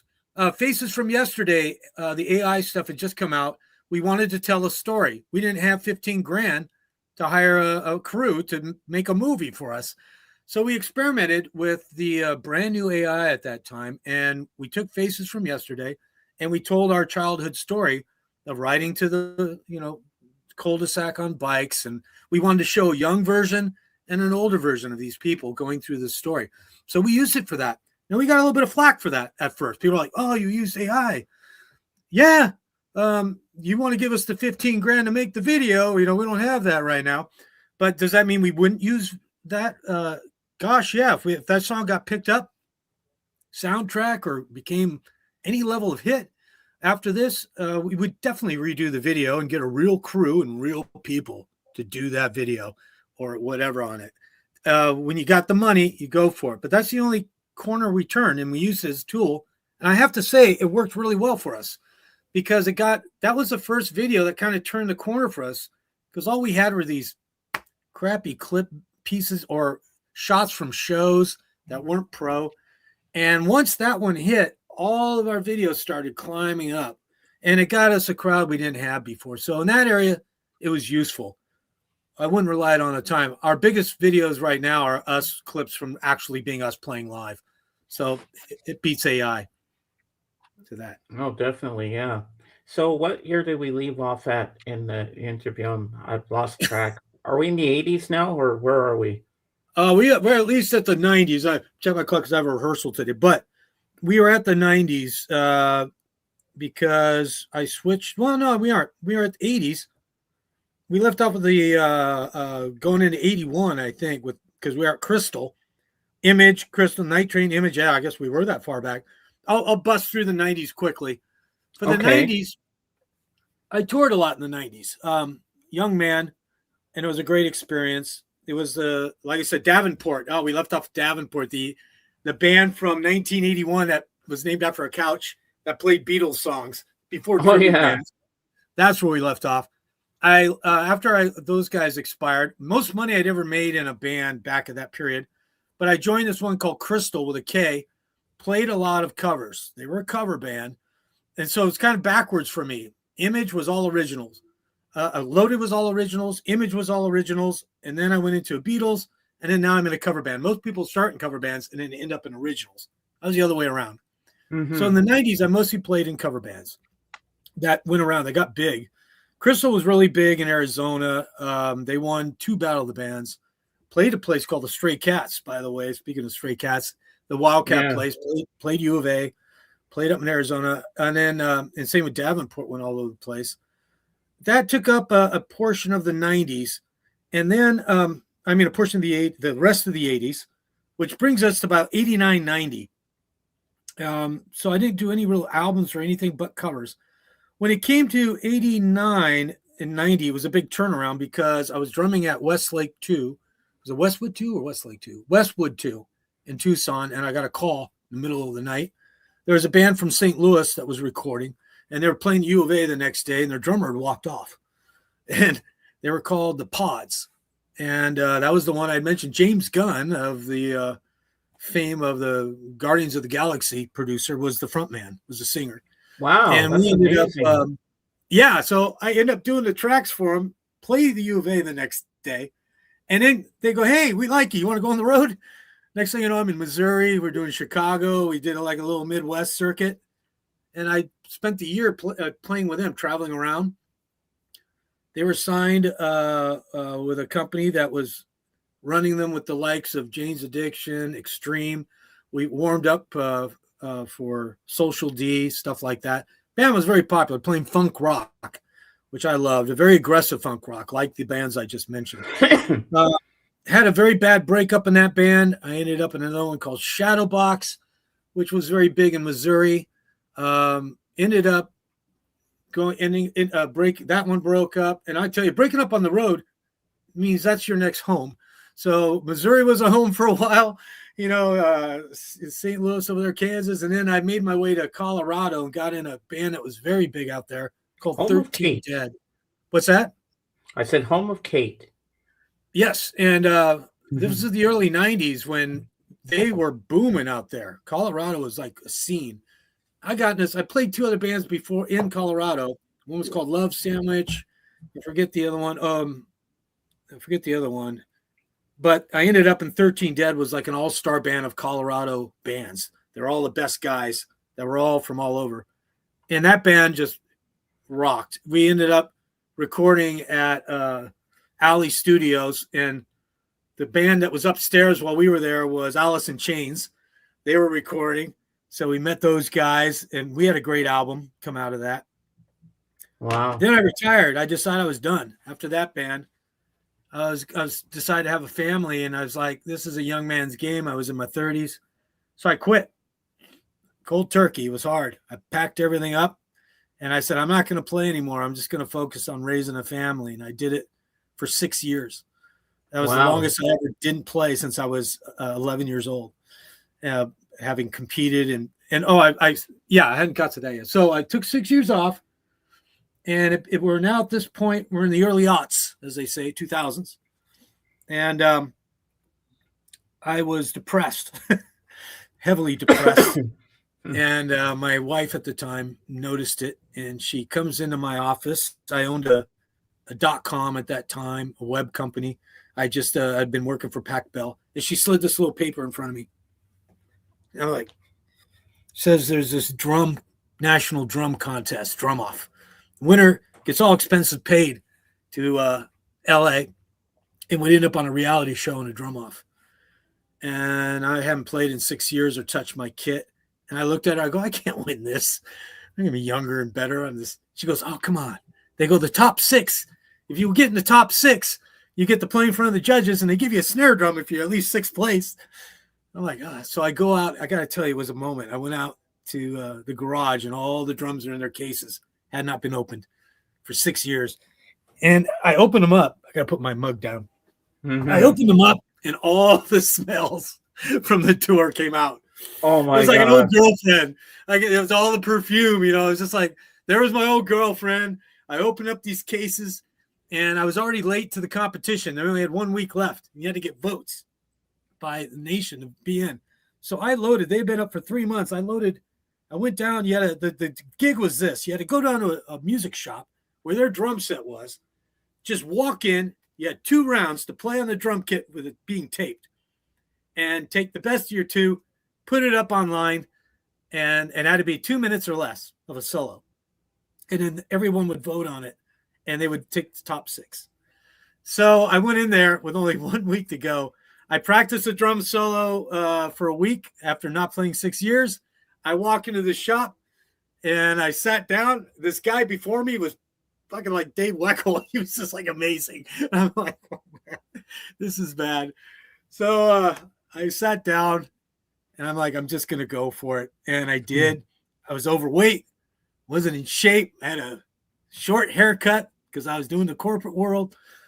And I got in the top 6 somehow. Wow. I got in the top 6. Yeah, it was wild. And the next thing you know, they go, we want you to perform on the reality show. And I'm like, holy shit. That's amazing. Yeah, they send Virgin Airlines to pick me up. A limo's there, it grabs me. I meet they had 6, 7 producers, all really famous. And big mistake I made is I made cue cards because I wanted to know all their names. I'm bad at names. But I also put who they were and what they were about. That freaked me out all the way down because one was the guy who did the S Festival. The other one was he had recorded with Keith Moon, did the Who. The other was ZZ Top's producer. These are all big, and even what's this guy? Bob Owinski did Beatles. He was one of them, right? So I walk in, the first one that comes up to me is Bob Owinski, the Beatles. I put my hand out, and he didn't shake my hand. He just held his hand down, and he looks at the producer. He goes, "I just flew in from New York. I got 2 hours. That's it. Then I have to leave." And the guy's like, okay. I was like, oh shit, man. That was my my introduction. And we're at Westlake Studios in the Michael Jackson wings where the dog, what's his name from American Idol, his wing. All the Michael Jackson platinum records are on the wall. You couldn't be more intimidated. So here it gets worse. So I'm in there, and the reason I'm bringing this story up and giving it details because in the early days, they all had predicted in the papers I was like the next Keith Moon. And when I switched to guitar, everybody, I didn't get the attention back then. And it was this event that I was more successful after this event and accomplished more in the 10 years after this event than my entire 20 to 30 years before this. So it's very important to me to express to people that when you think you're washed up or people are telling you you're washed up, you might just actually have the best yet to come. So don't listen to that. Don't give up. But to wrap this one up, everybody does their thing, and I'm on last. So I got to watch everyone else, and they didn't show the actual drummers that were playing. There were a bunch of adults that were really good. They showed kids because they're trying to sell the kit to kids. But I was the last one, and so I come up, and for everybody else, the producers were behind the mixing room glass. In the last second, they go, "Okay, Lou, we're going to bring them forward for yours." I'm like, "What? We're going to bring them in the room. We want them to be in the room. We want their expressions." Fuck. All right. So they're sitting. Owinski and all of them are sitting 6 feet. You can see this clip on YouTube. If you go, Dixon, Drum Your Way to Hollywood, there's the whole show, and then there's clips. Look it up. You'll see me in front of these guys sweating my ass off. Oh and my God. It's online still. Someone's got it up there. Dixon was the original drum company. But the bottom line was I do this thing. I'm doing my Krupa thing I talked about earlier. And at the end, they all stand up and they're applauding. And I think it was Michael's his name, the one who recorded Keith Moon, one of the last guys to produce Keith Moon. He anoints me right there, and he goes, "You remind me of Keith Moon." I'm like, the sky opened up, because that's what else could become better from the guy who worked with him, right? There he is. He just said it. It's huge for me. Owinski comes up. Bobby Owinski comes up, shakes my hand. He reaches his hand out. And the guy says, "Oh, I know you got to go." And he goes, "Oh, no, I can stay a couple more hours." I'm like, oh, turn around, baby, right? Turn around. Yeah. It's gone. It was like round the bases. It just took you playing that amazed him. What's that? It just took you playing the drums that amazed him. And then he decided, okay, this guy is really good. Yeah, I did a solo, and then they did this after thing where they go, "Okay, they brought these two guys are crazy good musicians. They go, you got 2 minutes to make up a song," and they do a drum solo on that. So we did that, but we aced it. I missed a little bit, but it was good. And they were having a blast. The producers were having a blast. We met afterwards, all of them. We're all doing great. They even did an extra interview after that. They kept taping me in between. It was just a great experience. And in my book, I have a book called Beat Alive that you can get on Amazon. You can also get it at Barnes & Noble. And it goes into that whole thing in detail. And it's quite the story of what was going on that I don't have time to talk about, of what it's really like to be getting ready to do something like that, the reality. But after that, man, everything shot up. I get called by Warner Brothers to do a video with Sharon Marie, their artist, who was a gospel artist. And I ended up in this video that was a 50s retro video. They wanted me to be like Shades out of that movie, that throwback movie that Tom Hanks was in. So I do, and it gets nominated in the gospel category for a Grammy for the video, which I happen to be in, and the camera's on me. If you look that one up, way too much camera time on me. Even the singer got pissed.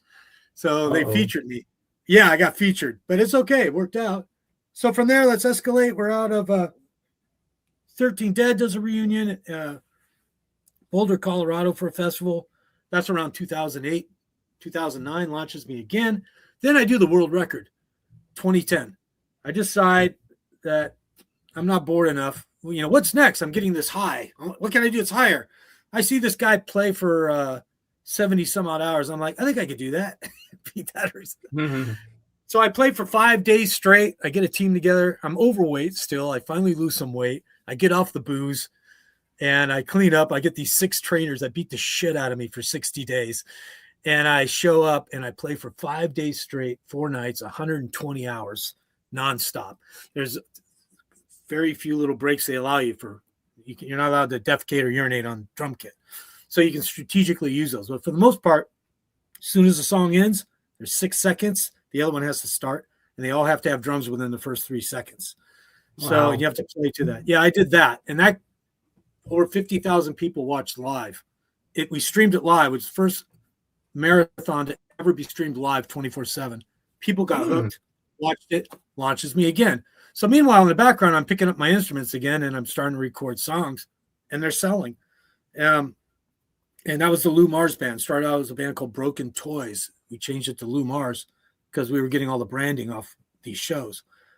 I get called back up. That's when I'm okay. I think I finally got picked up.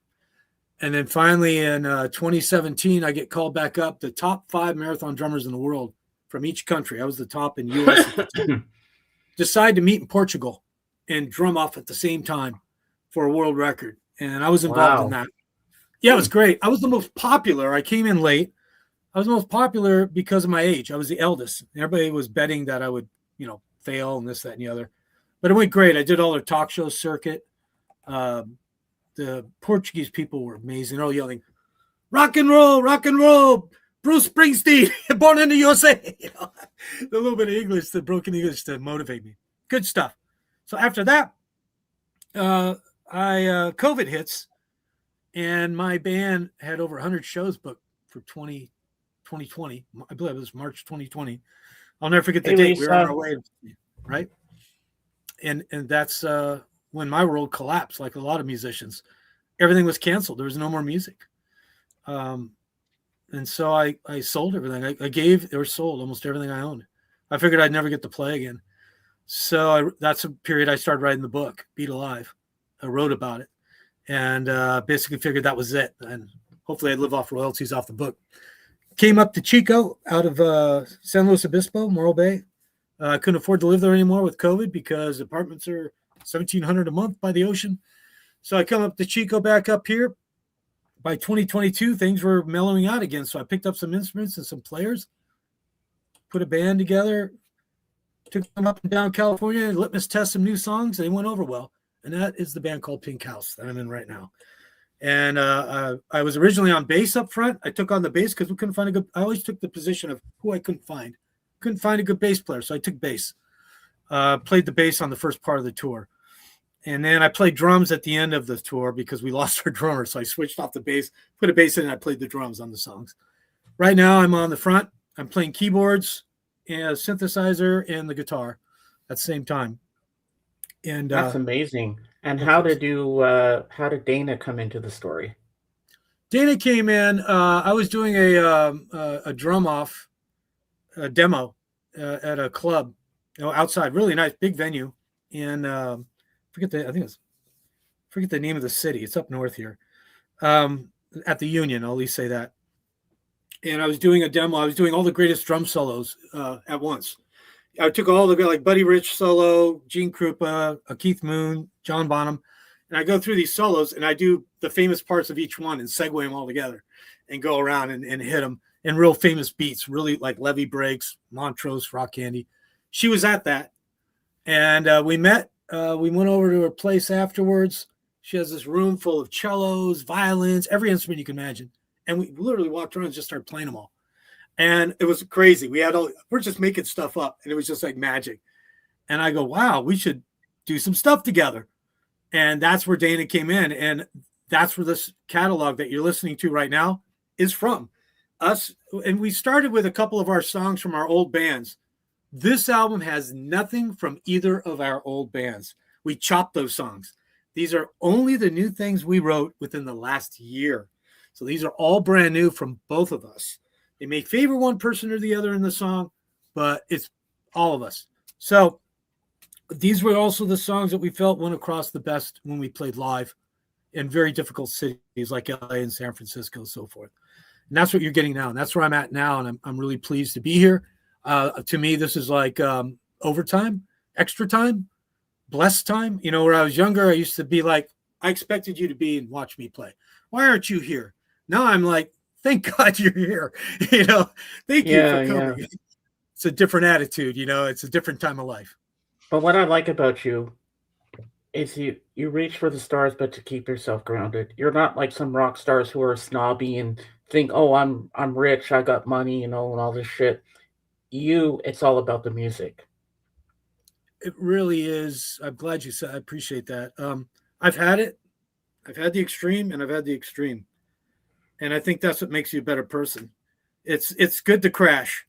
I had that stupid ego. I was the asshole, and I'm not going to say I wasn't, but I'm not now, and I'm sorry I was when I did. I didn't know better, but I do now, and right now. Every single person in that crowd is important to me. And when people come backstage, we show that we appreciate it. When they take the time to come and they want a photo, we take a photo. After every show, I make the whole band go to the backstage area and we sign and we take photos with you, no matter where we're at. It's one of my rules. Well, I'm a fan because I heard the album because Kate sent it to me and I loved it. Remember, well, I told you what I said that day, I what you did. sounded like, and I love it. Have you listened to Jorgen? I listened to smaller parts, and it's good. It definitely has great stuff there. But I everybody, appreciate check out PinkHouse Band, Lou Mars and Dana Anderson. And I'll be back again with another interview with Dana because I still have to interview her and get her part of the story as well because she had vertigo today. So it was easier if I do it one on one. As you can see, I'm more relaxed doing it this way. But if you want to be here with Dana here, you're welcome to be here, Lou. I'll probably let you run and maybe I'll pop in like Yeah, Chloe here. I'll yeah, pop you in and can just say pop hi. in. Yeah, I don't want to eat her time away. She deserves it. She's got a lot to say. Lou, can you type something in the chat? I'm going to make you a mod. Okay, let me try it. I've Probably got not. my full screen up. Do I hit escape to get out of that? I don't want to Don't cancel myself by accident. No. Let me see what I can do here. Hold on. Oh, here it is. Oh, yeah, it is escape full screen. All Yeah. right. I'm escaping. Just go on the YouTube side and just type there's in a chat. just say And something I'm in gonna there and then I can make you mod. Hi, old fans. Okay, so I'll just put Lou Moore. Let me Okay. try this and go like that. That'd be me. No, you put Did it it in the show wrong up? place. It's in the main chat. The main chat. Oh. I'm Yeah, not the main logged in. chat. Uh-oh. Oh God. He just got himself out. Oh, he hit the wrong button. Hold on, I gotta put the link out. Don't worry, Lou. I got you. I got you. Here, I'll put the. I got the link out again. Here he went Uh oh. with a banger.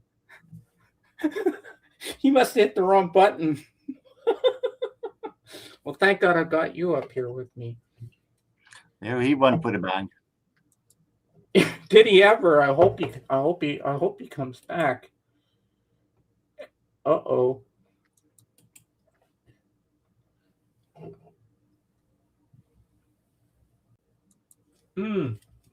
Oh shit. I hope he comes back. We lost him.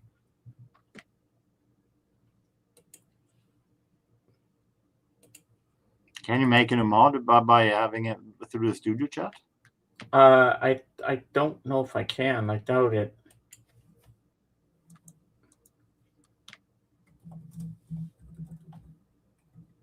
I'm just texting him on YouTube again. I mean, sorry, Facebook.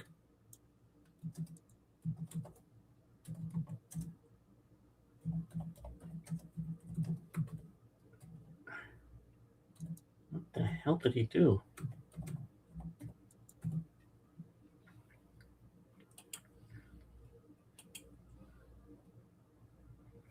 You're going to take over for a few minutes. I just got who's here? Oh, PinkHouse. There we go. All right, now I can make you a mod. Okay, I gotta go to the YouTube side for that. Okay, now I can make you a mod. I'm gonna put you as managing moderator. Yeah, you deserve that status. Okay, we're good. All right, there's the link if you want to come back up so we can wrap up and say good night to everybody or good afternoon because it is afternoon for me. It's 3:14 in the afternoon. That's okay. That's okay. Don't worry about it. It happens. Sorry for it's not 7:14 here. Yeah. Yeah, just click on the link. I put it up there again. Come back up and we can wrap up and you can say goodnight because I have another question for you before we go. Here we go. Here he is. All right. There we are. All right, let me put you up there. Why were you? Why you go. Hurry to go. Can you hear me? Yep, we hear you loud and clear. Okay, this is why we need AI. Yeah, for younger musicians that are just starting out, do you have any advice for them? There goes the backup window. All right.